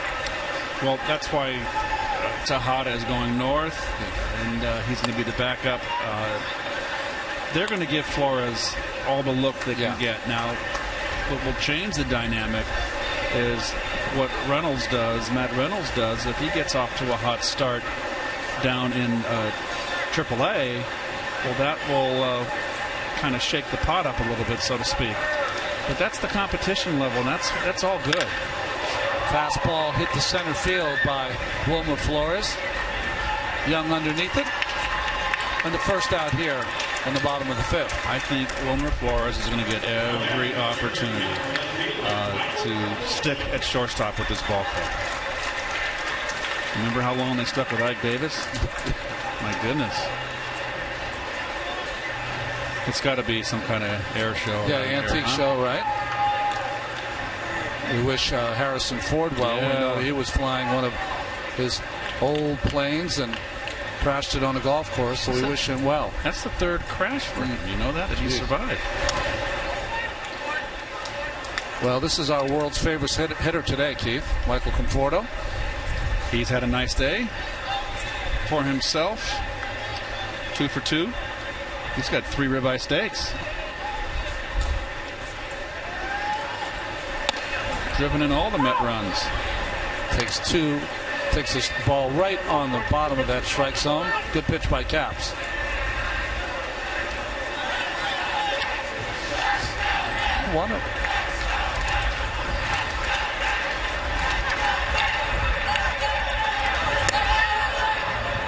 Getting a little veteran pitcher out here with the youngster. 2 straight changeups. Caps was paying attention down in that bullpen, seeing what a nice stroke, and most young hitters, fastball hitters, 2 straight changeups. Let's see if he busts him inside after those pitches down in the dirt. The call is by Bethancourt inside for the veteran Caps. Ball tails back and just misses down. Good take by Conforto, who looks all good hitters to me, as you see Plawecki on deck. All good young hitters seem very relaxed at the plate, and Conforto certainly matches that. And I'm using a little hyperbole here on Conforto, who's had a couple hits, but I'm just talking about hitters in general. To me, I always admired those guys who look completely relaxed at the plate, like it was just a kind of day at the beach. He has a confidence that kind of exudes. And confidence is what it's all about here, and in any walk of life, really. But he looks very, very comfortable, and I like his swing.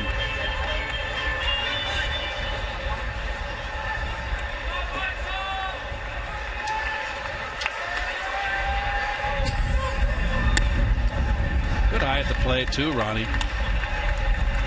It's interesting. He's got a nice 2-strike approach, as we've seen him take numerous pitches out of the strike zone with 2 strikes. Again, back to a full count against Caps.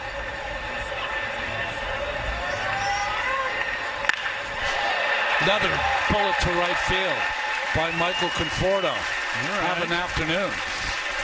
So, you think that's not getting the attention of Terry Collins down there? Let's just call this kid over from the minor leagues, and he goes 3 for 3. This is a heck of an at-bat. Beautiful.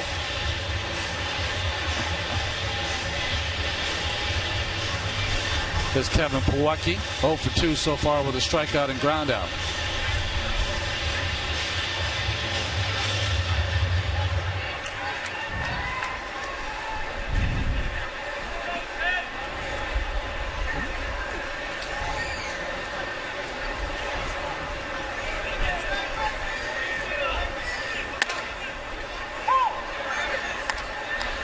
know, it's interesting, Keith, you're talking about Conforto. After the game is done in spring training, Terry Collins and his staff and some of the front office, they'll sit in a room, they'll have something to eat maybe, and talk about the game. They'll talk about players. Certainly Conforto will be a player they talk about today.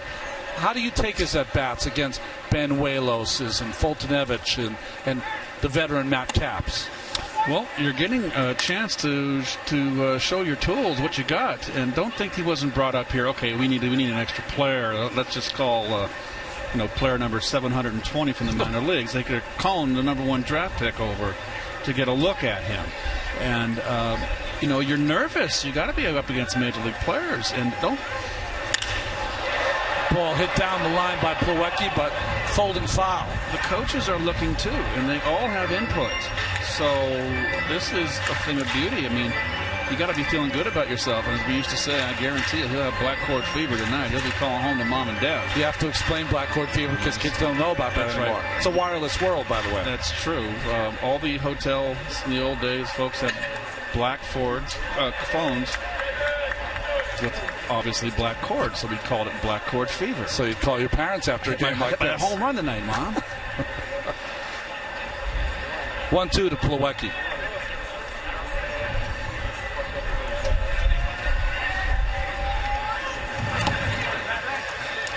Bethencourt with a fake to first base. I just find it so interesting that in spring training you can go from he's a young man that maybe down the road he's going to be able to help us, to wait a minute, he might be helping us a little quicker than we think. Now, too early to say that, but you see swings, and if you played this game or watched this game enough, there's some kids who have a swing and there's some kids who can hit, and you can notice it right away. Ball up and hammered by Plawecki to left center field. Caught by the left fielder. That wind blowing in just knocked that ball down. Hit right on the nose by Kevin Plawecki. Oh, nice play here by Perez. Off the bat, you had to feel as though that was going to be a home run, but knocked down. Perez makes a nice play, Keith. Well, the ball was crushed, and you see the flags blowing. That's directly in from right field, and everything's getting knocked down today. And those flags over the scoreboard, too, they're really blowing. 2-club wind if you're a golfer out there, folks. Cesar Puello with his third at-bat. Bethencourt looks like another fake. He's one of those catchers like Pudge Rodriguez, like Yadier Molina, and others who love to throw the ball around the bases. So you always have to be awake if you're a runner on base. Conforto, not a lot of speed.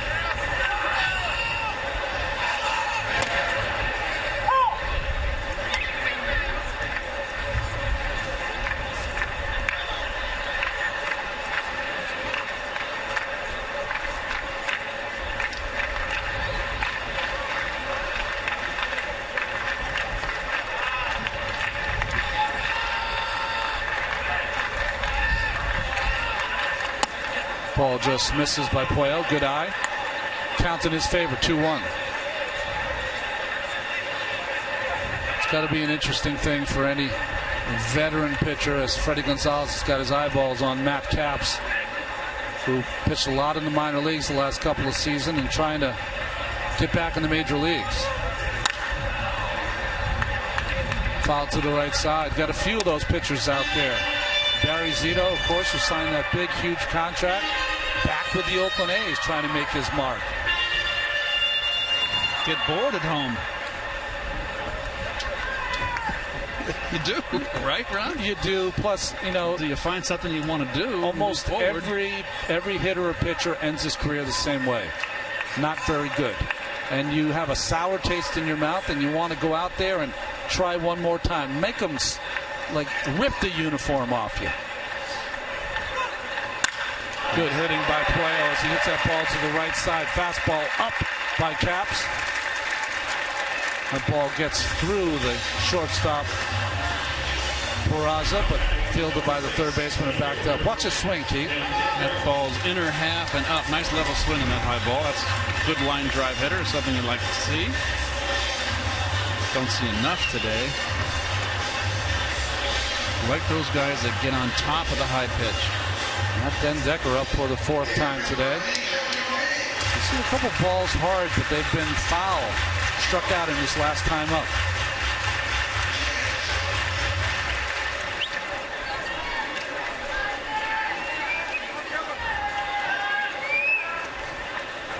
Bethancourt going through the litany of signs with a run of Conforto on second base.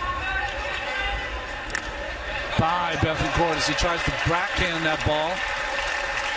Again, one of those pitches for catchers that's so difficult. And you say to yourself, why does the catcher not go down and block it? Well, it's a fastball. So you think the pitcher has enough control to throw it to your glove. Doesn't even come close. I always give the benefit of the doubt to the catcher on a fastball that gets by the catcher, because you've been taught since you're 6 years old with a fastball to hit the glove, especially first pitch. Caps now has put himself into some trouble with 2 outs, second and third with Dendecker up.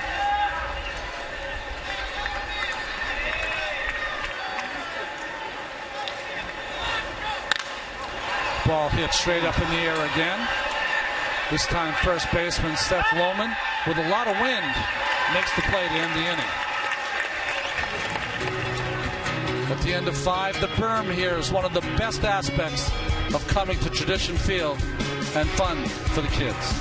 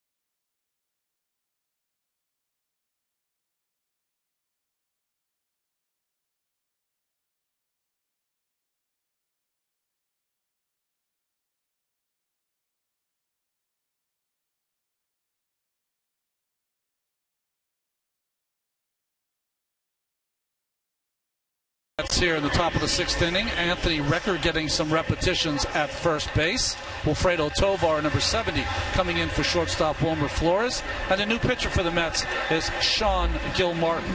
Well, Gilmartin's a Rule 5 draft. They acquired him in December of 14.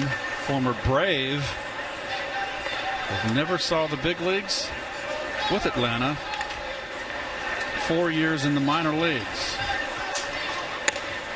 Seminole from Florida State University is Sean Gilmartin as he pours a strike in to Jose Peraza. I mentioned it earlier in the game, the number 1 prospect for the Braves. Great, talented infielder. We talk about his instincts, which you don't hear a lot about players today. That's Sugar Ray. Remember that time in Pittsburgh when Bill got us all together, Bill Robinson? Were you part of that? We went over to the auditorium where the Penguins played and watched Hagler and Sugar Ray on that fight. Did you go with us? I did not. That was a lot of fun. Sugar Ray Marimon, of course. I just fell in love with that first name. Pulled foul by Peraza. Nice two-hand play there by Buddy Carlisle, the veteran, and to a fan. Very nice.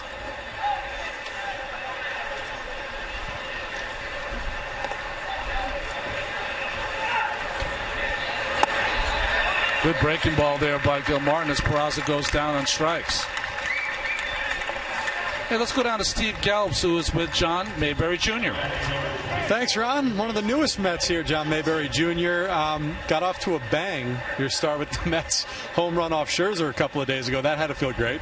Yeah, it sure did. I'm just looking for my first hit. Didn't want it to take too long, and to get it out of the way first at bat was awesome. How have the first few weeks here been with your new team?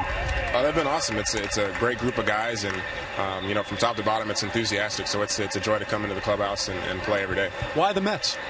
I feel like this is a great opportunity for me, and I feel like with my skill set, I feel like I fit in and contribute to the ball team. So that was the biggest thing for me, as well as our hopefully we got a good shot of winning. I think we got a great team. Obviously, the rotation is going to be a strong point for us, so I was excited to come here with a chance to win.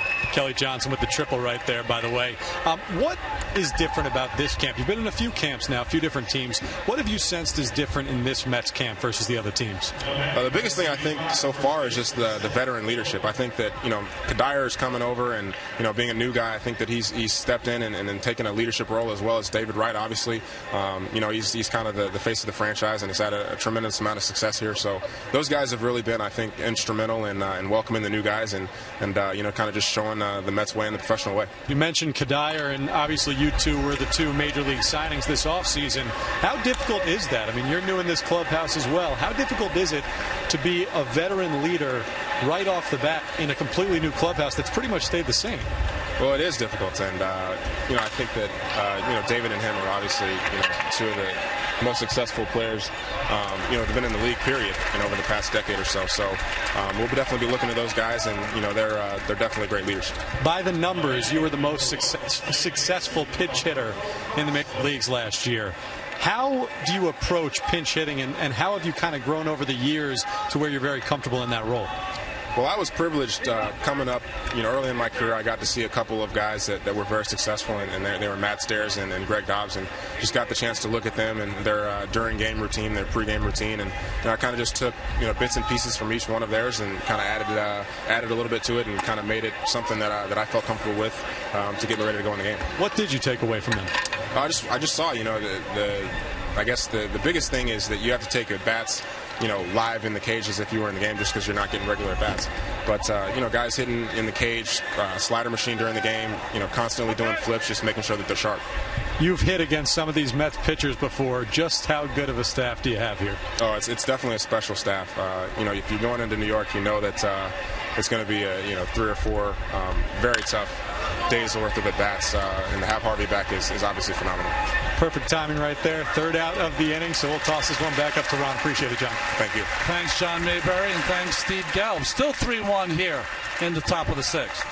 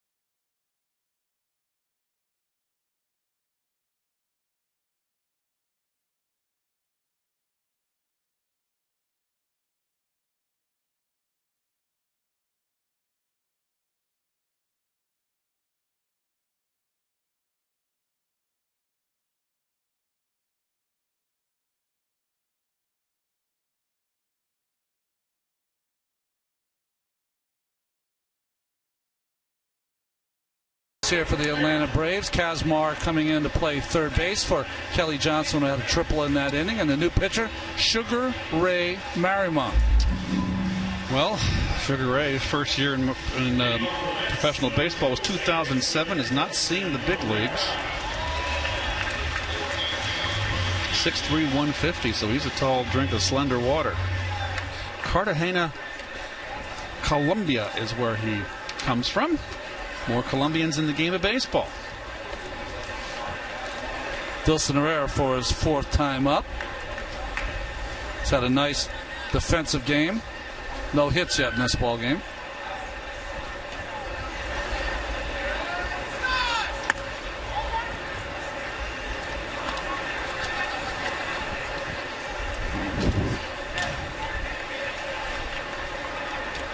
You know, it's interesting to watch here with Sugar Ray Marymount.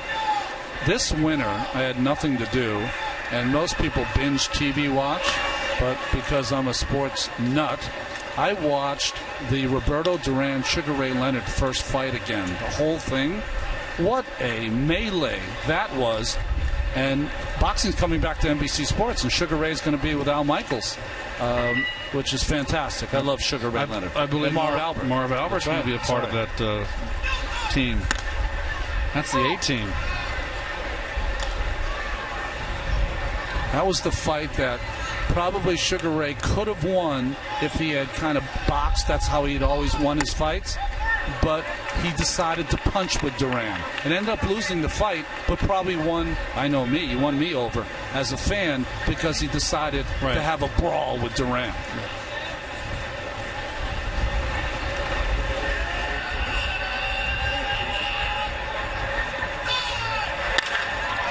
Fly ball to right field, hit pretty good, but the wind's going to just knock it down.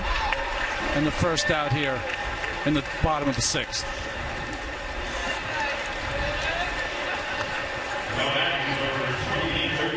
It was Phil Evans' first at bat, who came in defensively for David Wright in the last inning. Did you like boxing, Keith? I did. Yeah, my dad was a big boxing fan. Remember the night we won the '86 World Series? We went to Columbus, and sitting next to us was Mike Tyson, who would later be heavyweight champion of the world a few months later. We were with Bobby O that night. You were with Bobby O. But I remember Robert De Niro was there with his son Raphael, who's now a real estate magnate in New York. It was quite a night for all of us. It was Paulie and Charlie running the joint. That's right. I recall.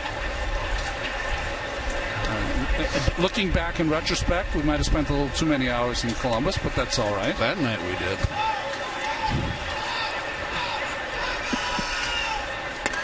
Good breaking ball there from Marymount to Evans. That was on 69th and Columbus on the west side.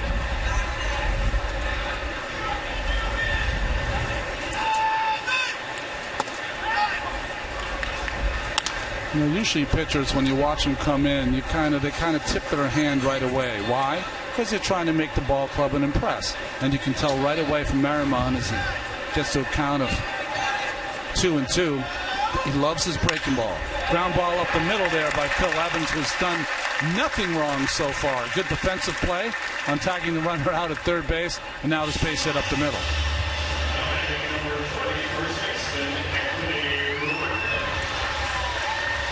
There's Anthony Recker in the game. Had a little issue with his hand, but you know, Recker's so strong and not a problem for him as he's in here to get some reps at first base and get some at-bats. He's never hit for the average as the backup catcher for the Mets, but boy, I'll tell you, he's had some big hits throughout his tenure. He's hit with power off the bench. It's just a shame when you have, you know, someone like Anthony, who's your backup catcher, and no one carries three catchers anymore, so you really can't use him late in the ballgame when you might need a home run off the bench. He hit 7 home runs last year. I'll tell you right now, if I were an ancillary player, an infielder, outfielder, versatile player, I would learn how to catch. Because you could become a third catcher on that bench, and therefore you could use a guy like Anthony Recker when you need a 2-run bomb late in the game when you're losing.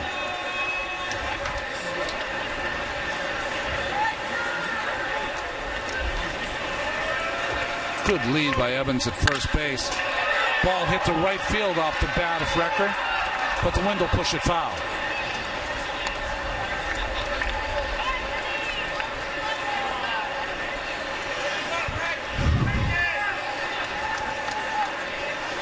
Yep.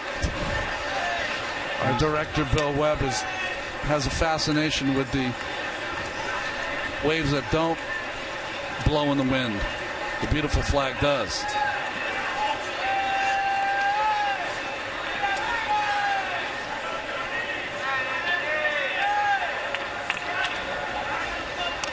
Throw to first base by Marimon to keep Evans close.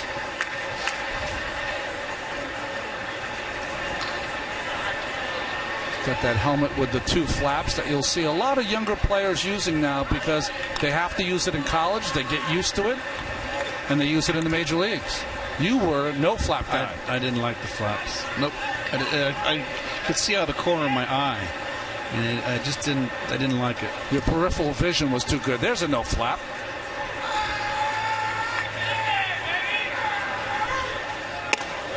Good sinking fastball there by Marimon. Sinker slider pitcher. He gets the count to 1-2 against Recker. Oh. Is that a pop up to center field? That's probably an F. Looks like an F9 on your, or an F8 on your scorecard.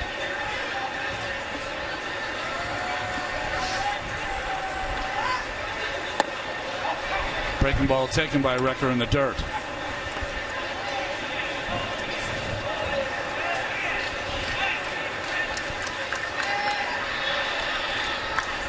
I know that a lot of the Mets players were here in January, lifting, working out, baseball drills.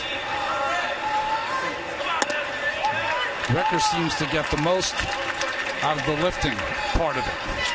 Well, we're early in spring training, and this is usually what you see here. As the games progress and they make changes and bring in the young pitchers, a lot of diamonds in the rough, a lot of long counts.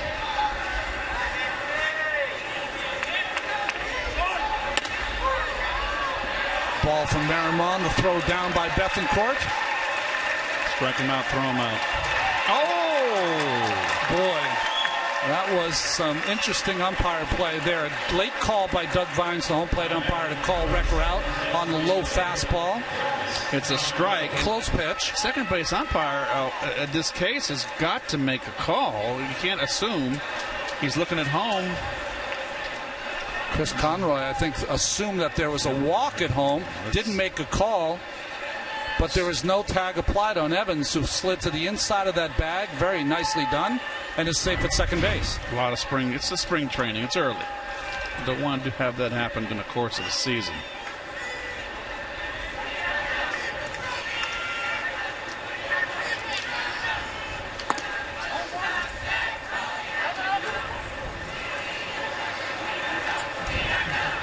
You know, there's going to be some modified, of course, replay rules. They said the replays rules were always going to be changing all the time, and you can see these are the modifications that will happen this year. The top one I like because it was kind of silly. The manager running out and having to turn his back to the umpire, look at the dugout. It's kind of silly. The only one I'm not saying I don't love, but the tag-up play, you have to make sure that the cameras are in sync, don't you? At some point that the catcher, the center fielder catching the ball, let's say a runner's tagging up at third, is in sync with the runner at third base. Our director, Bill Webb, probably can answer me that after the inning's done. Pop up to Peraza. At shortstop, Darno's out. And the Mets still 3-1 after 6 innings. Let's get Bill up here.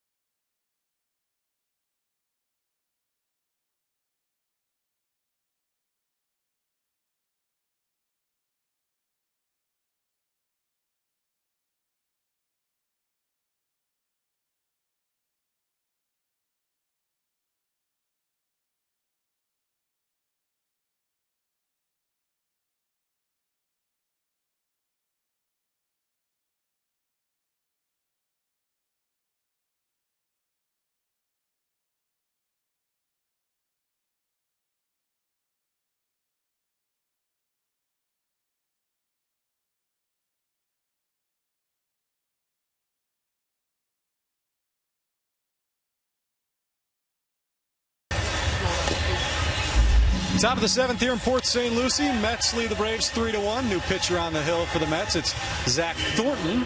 I'm joined now by the former catcher in this game, Kevin Plawecki. Kev, first of all, Boilermakers, big basketball game. You trying to get this game out of the way and go watch that?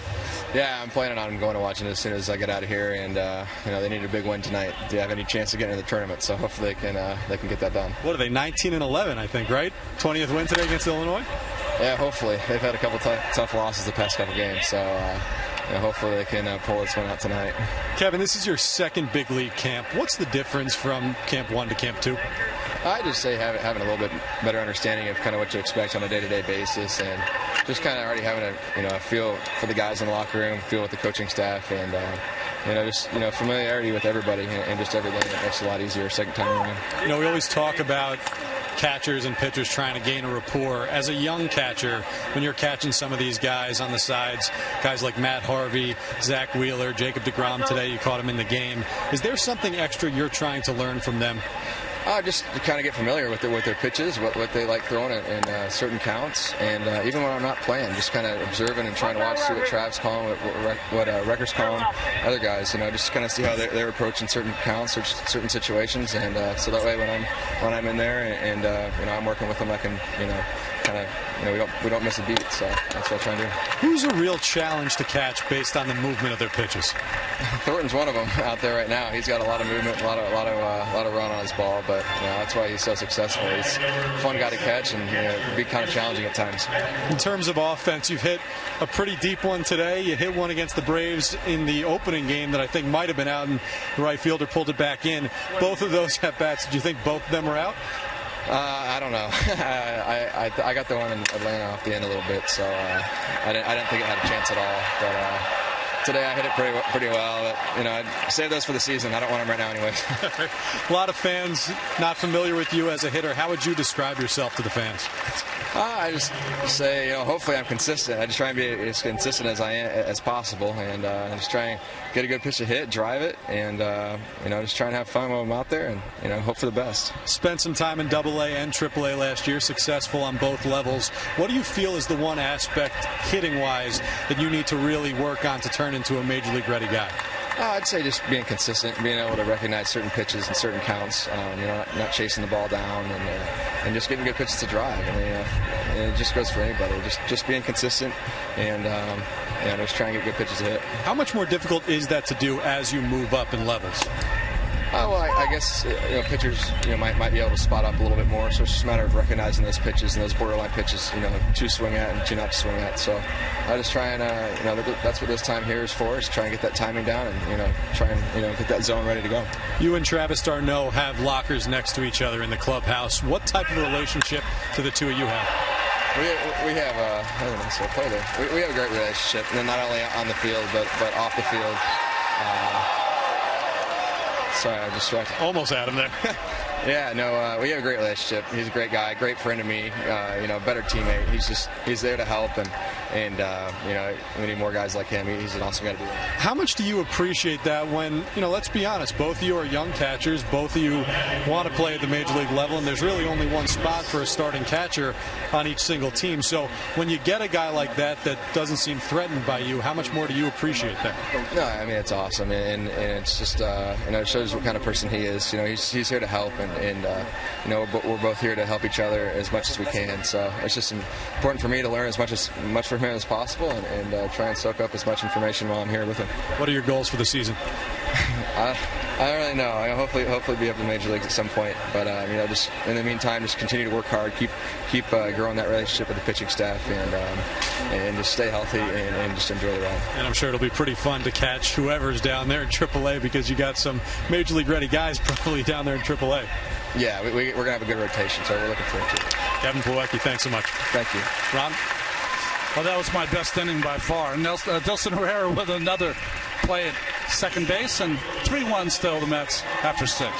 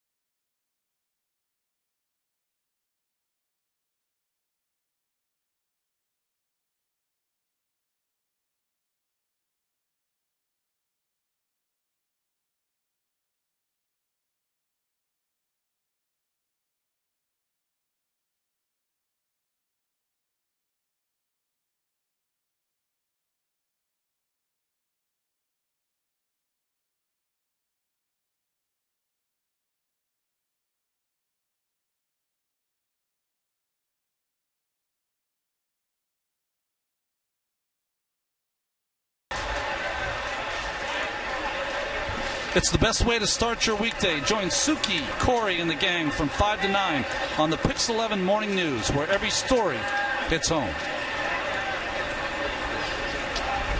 Matt Kennelly comes in for the Braves. He's behind the plate.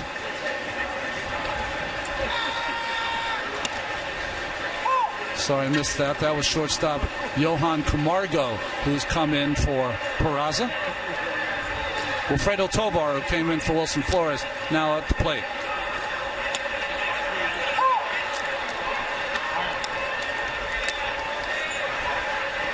Wilfredo in that prior inning defensively almost came up with a great play in the hole as veteran Buddy Carlisle gets ready in the bullpen. Timeout you can ask for, but you can't take that foot out. Right. That's the new rule. 1 foot in the box unless on a pass ball, foul ball.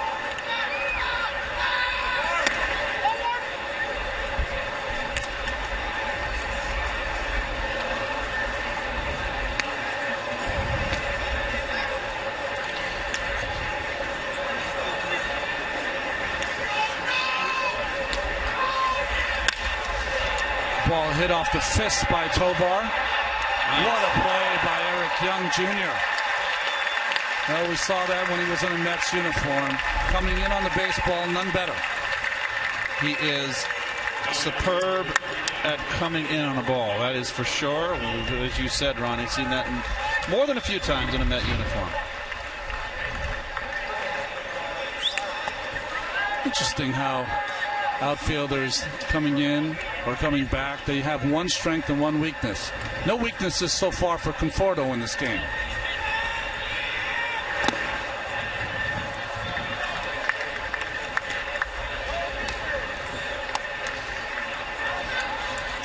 I mentioned earlier in the game Anthony Rendon only because he's I think, one of my favorite players in the National League, who came right from Rice. His bat played in the major leagues almost immediately. And I think the Mets really feel as though Conforto's one of those guys that his bat might play in the major leagues sooner than later. Well, it's a big year for him. He's probably going to start out right here in AAA, but the A-ball. This ball looped to right field. Playing shallow is the right fielder, and he makes the play.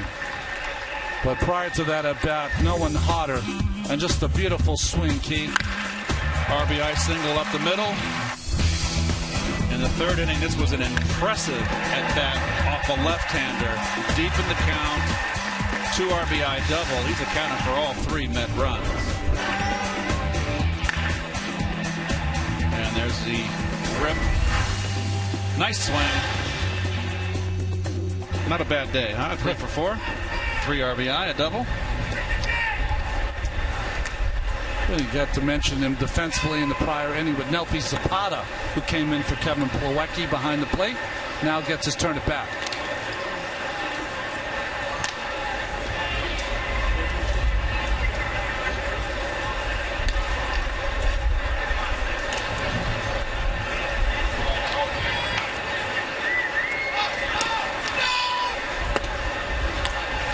Talk about pitchers getting that good angle on the baseball. The very tall Marimon gets that ball straight over the top and has a great downward and sinking angle on his fastball and slider.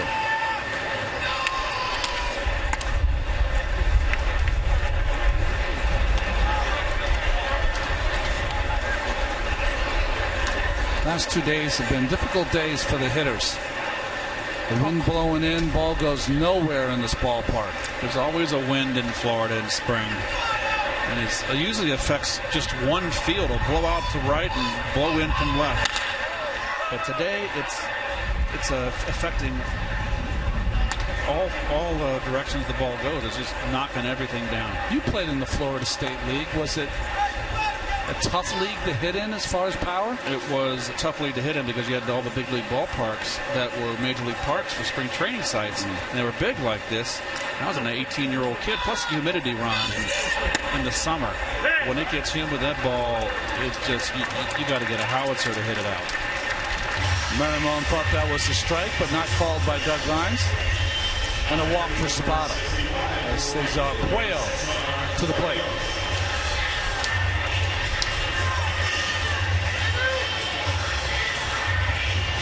You were in St. Pete then, right? If you were with the Cardinals? Yep. And Jim Rice was at Winter Haven with the Red Sox then. Jeez. Ray Knight was at Tampa with the Reds. Pat Zachary was there. Doug Flynn.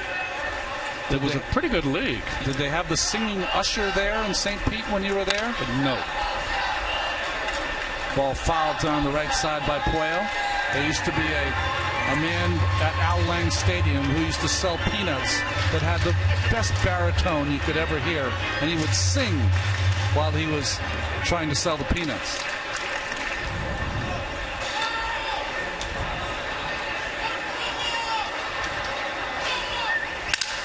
Broken back here by Puello. The hustle down first, but nice play by third baseman for Atlanta for the final out. 3-1 still after 7 innings.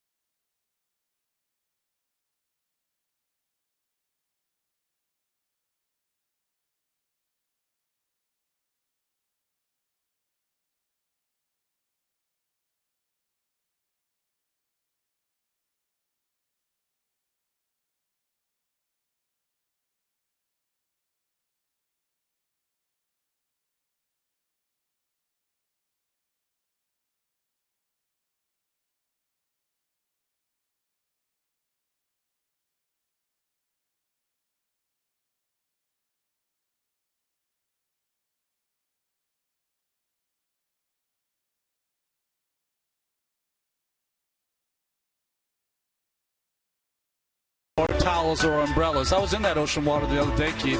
Very comfortable. Not cold at all. You can have the whole beach to yourself. Very nice.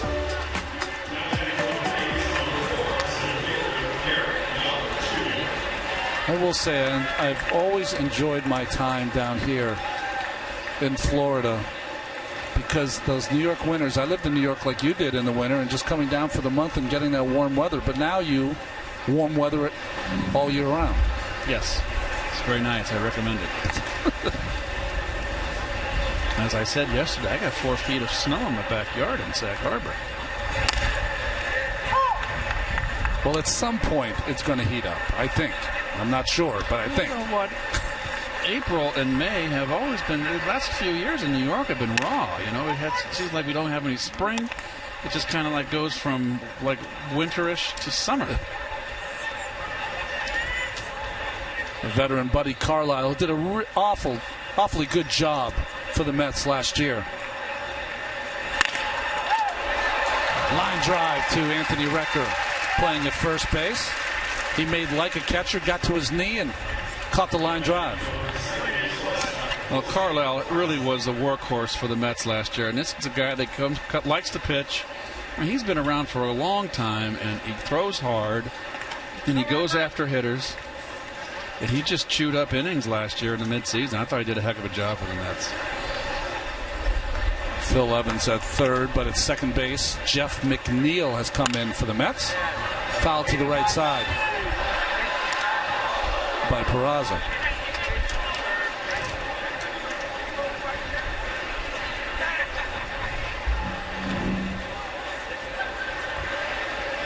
The numbers don't lie. At 145 is nice at ERA.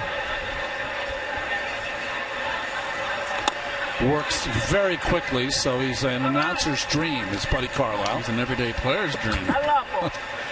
Remember when he was brought up, you were there for one of the games. Remember the 5-game series in Philadelphia? Yes. He played a big part in that series where you needed as many arms on deck as you could get. Nice pitch right on the corner by Buddy Carlisle. Talented young infielder Peraza goes down on strikes. Can't get a better pitch. That's what you work on all spring training as a pitcher, to be able to repeat that pitch over and over.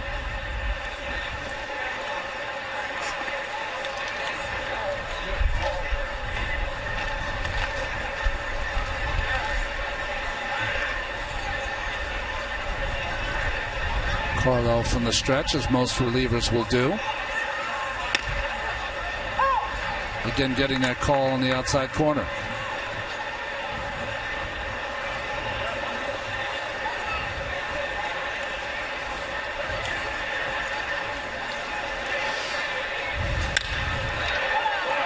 Sean Kazmar with a ground ball that just eludes Wilfredo Tovar at shortstop for his first base hit of the game.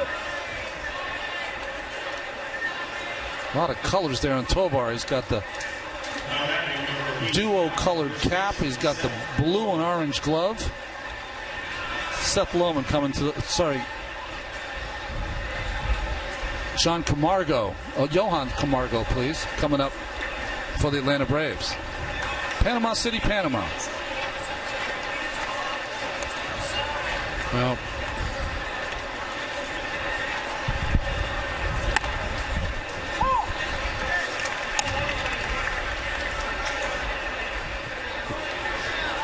I'm going to take that back. I was semi-right when I said it was Seth Lohman. It is Seth Lohman. I thought so. Camargo will be up at some point. Yeah. I was trying to stay under 1,000 mistakes today. I think I just went over, so I apologize to you people at home. No, it's okay. It left me speechless. Again.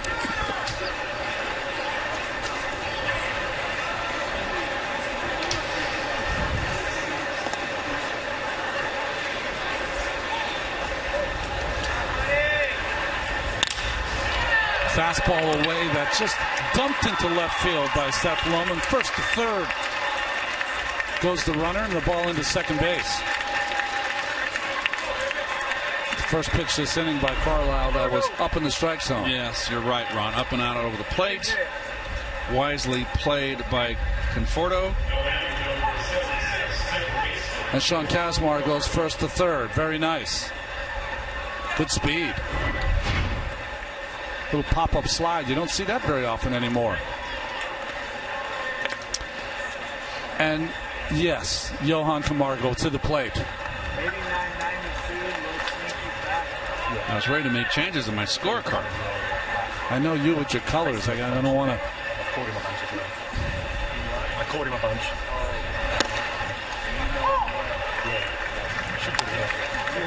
Carlisle, when I watch him pitch, it's almost like he's playing with house money. He's had such a long career, spent a lot of it in an Atlanta Braves uniform, and it's like he's just loving life, getting a chance to be in the big leagues again and making the most of it. Ground ball to second base. Wilfredo Tovar will opt to go to first, gets the third out of the inning. And Carlisle escapes unscathed. Mets still leading 3-1.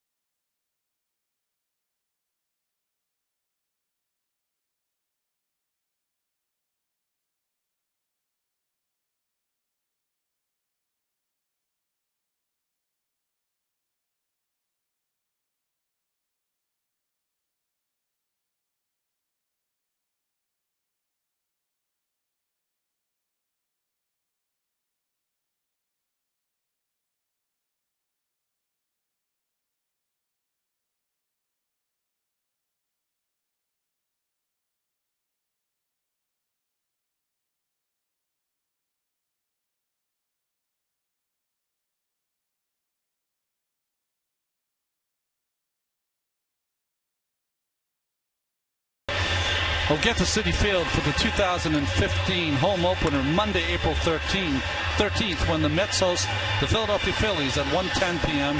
All fans in attendance will receive a 2015 magnetic schedule courtesy of Hyundai. Get your opening day tickets now at Mets.com/opening day.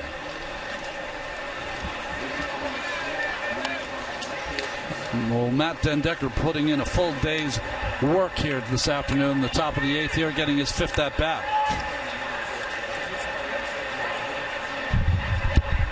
Victor Mateo, the new pitcher for the Atlanta Braves, on the mound.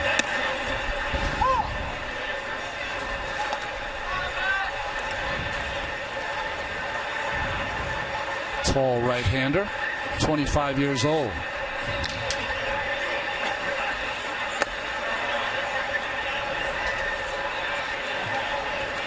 Well, with all the trades and new additions and lots of subtractions for John Hart's Atlanta Braves, they're going to be looking at a lot of pitchers this spring training. They're completely revamped. This was an organization, and you Met fans will know, obviously, that was just steeped in pitching and real rich in their bullpen as well as their starting rotation. And now it is open season. There's just a lot of guys fighting for jobs.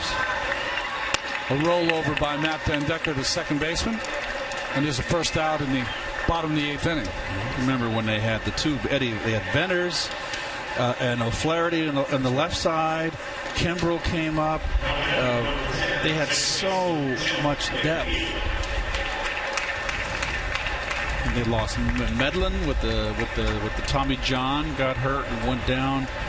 He signed a 2-year contract with the Kansas City Royals now, but Venters, O'Flaherty, and Kimbrel were unhittable for a couple of seasons there as a trio. Well, the 1 year O'Flaherty had this terrific year, like 3 years ago.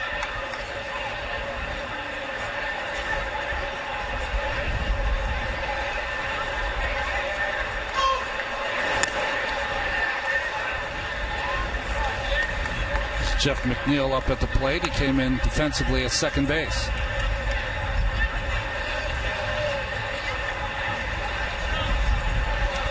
Looks like a youngster there, getting his little big league opportunity. Little half swing, but foul tip to stay in the at-bat. Although Brandon Nimmo was much taller. When Brandon Nimmo was first drafted by the Mets, he looked this skinny. And I don't know if you've seen him in camp. He's a lot bigger. Boy, he has become a man. Fastball upstairs gets McNeil for the second out, strikeout. And today's play of the game, we're going to go to an ex-Met, an Atlanta Brave now in center field with Eric Young Jr. in center field, coming in with a diving catch. One we've seen often, and the big smile that we saw often also. Wishing him the best of luck in the Braves uniform. I love that background. Well, I am. Maybe not. I love the background music with that play of the game. We got a lot of new bells and whistles, by the way. Yes, we do.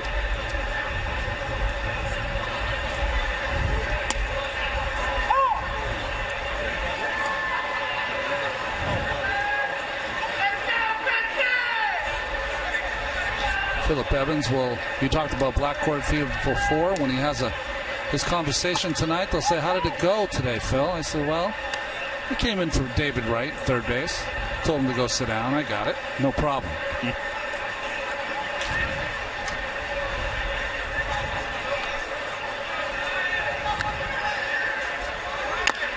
Michael Conforto will say, "How did it go?" I said, "Well, they called me over from AAA and the minor league camp, and I went 3 for 4 and drove in 3. This is an easy lead."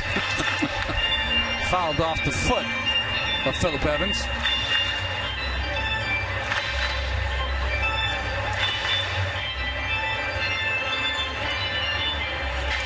Well, it was nice to see Jacob deGrom go 3 innings today. That's the longest of any Mets starter so far. Did that because he kept his pitch count down.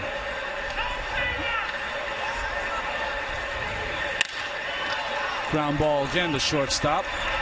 The play, high throw, first baseman off the bag. Safe at first base is Philip Evans. That's going to be an E6 right there on the throw. Does everything right, but doesn't execute the assist. Well, Zeno Alvarez did everything right, like you said, Keith, except for the throw. Pulls the first baseman Lohman off, and Evans safe at first base. You're going to see errors in this game. We saw yesterday the Mets made 3 errors, 2 by the Braves in this afternoon's game.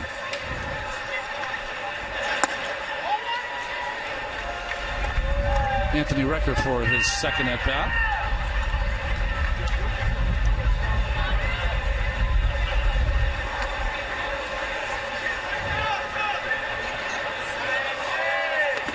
Nice block.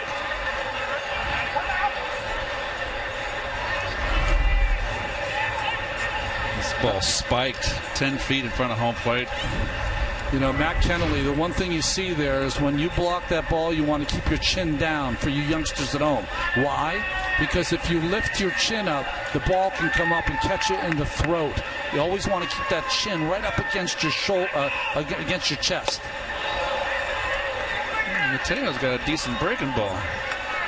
Keeps it pretty simple. A little sinking fastball and breaking ball.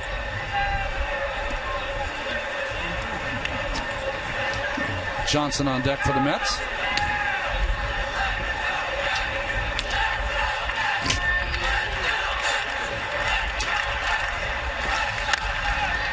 Another ground ball to second base. Easy play for the Braves second baseman in the end of the inning. After 8, Mets still lead 3-1.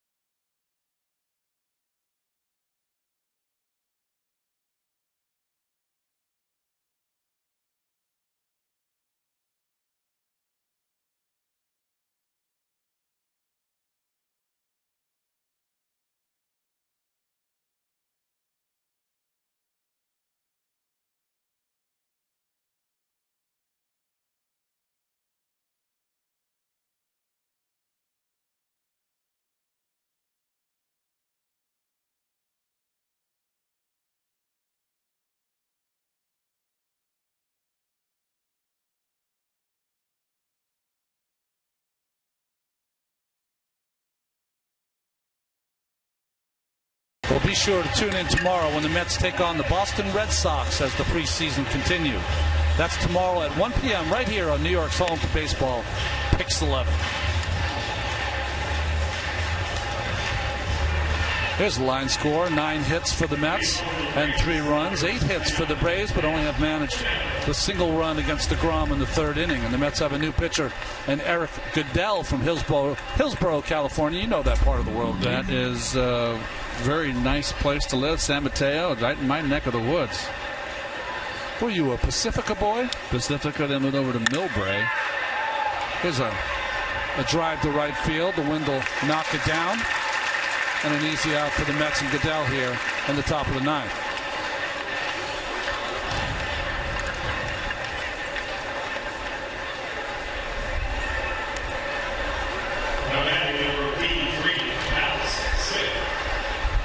How long is the bus ride from here, St. Lucie, up to back to Orlando? A couple hours at least, but you know, didn't you hate that as a Saturday player? Not bad. The traffic won't be as bad, but at least 2+.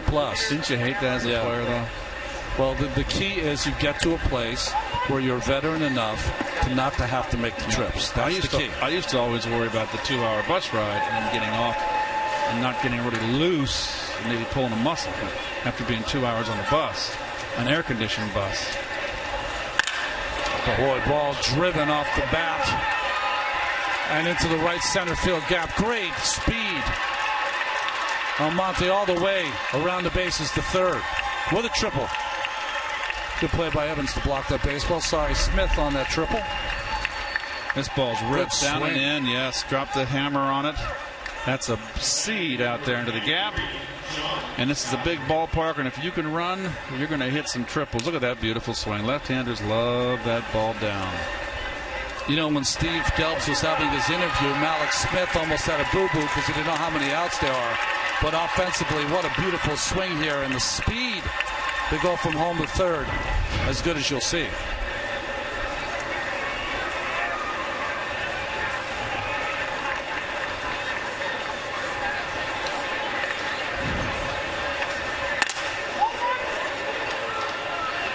Sean Godfrey up for the Atlanta Braves.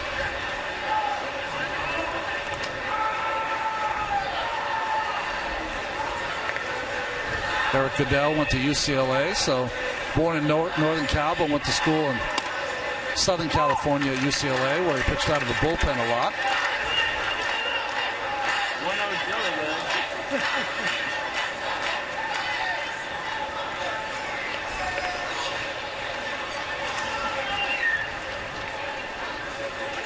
Saw him last season for a cup of coffee with the Mets, and that's what we saw a lot of the time, that good curveball. Pitched in 6 games.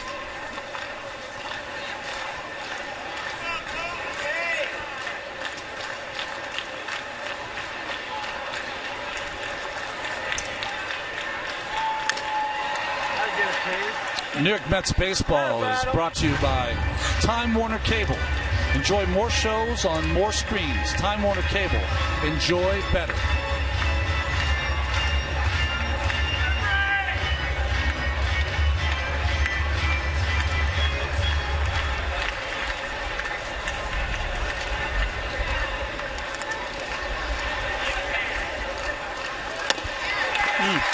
Nice job by Goodell. Those are the little things you want to see from young pitchers. How do they bowl their neck with a guy on third and less than 2 outs in a 3-1 game? Well, he did it there, Keith. He certainly did, and the Mets are 1 out away from another victory.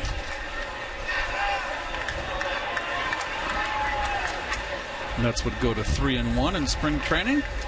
And I know something, you always say, it's not important to have a great record in spring training. The games don't mean anything. But I think for this Met Ball Club, Ron, I think it's important for them to have, for their confidence going into April, for them to have a good spring collectively as a team. I think the most important part of today is that I don't get fired after this game. As Jesus Flores comes up for the Atlanta Braves with 2 outs here in the top of the 9th. Don't worry, I'm in good with Kurt. Oh, you are? It won't happen. Okay, very good. Oh, broken bat here. Can Tovar make the final out? And he does. 6-3. Eric Goodell closes this game. And a nice win for the Mets as Jacob deGrom goes 3 innings, the most by any Mets pitcher. And really the offensive star, Keith, was Michael Conforto. Yes, he was. He brought over from the minor leagues a #1 draft pick last year out of Oregon State. And he went 3 for 4 on the day with a double, 3 RBIs, accounted for all 3 Met runs. And as far as a tune-up first start for the Rookie of the Year last year, Jacob deGrom, 3 strong innings, 1 run, 2 hits, 1 strikeout, no walks. Keith, I'd really like to see it as Terry Collins is shaking hands here. Wouldn't you love to see Terry Collins manage a team that vies for a playoff berth? See how that happens for him as Conforto comes to the bench. He'll have lots of text messages on his phone for the 3 for 4 day that he had. And Terry Collins' crew with a nice afternoon here on a day that was really threatened by rain all day long. And they get the ball game and get their work in. Game summary is brought to you by Nissan. ShopChooseNissan.com.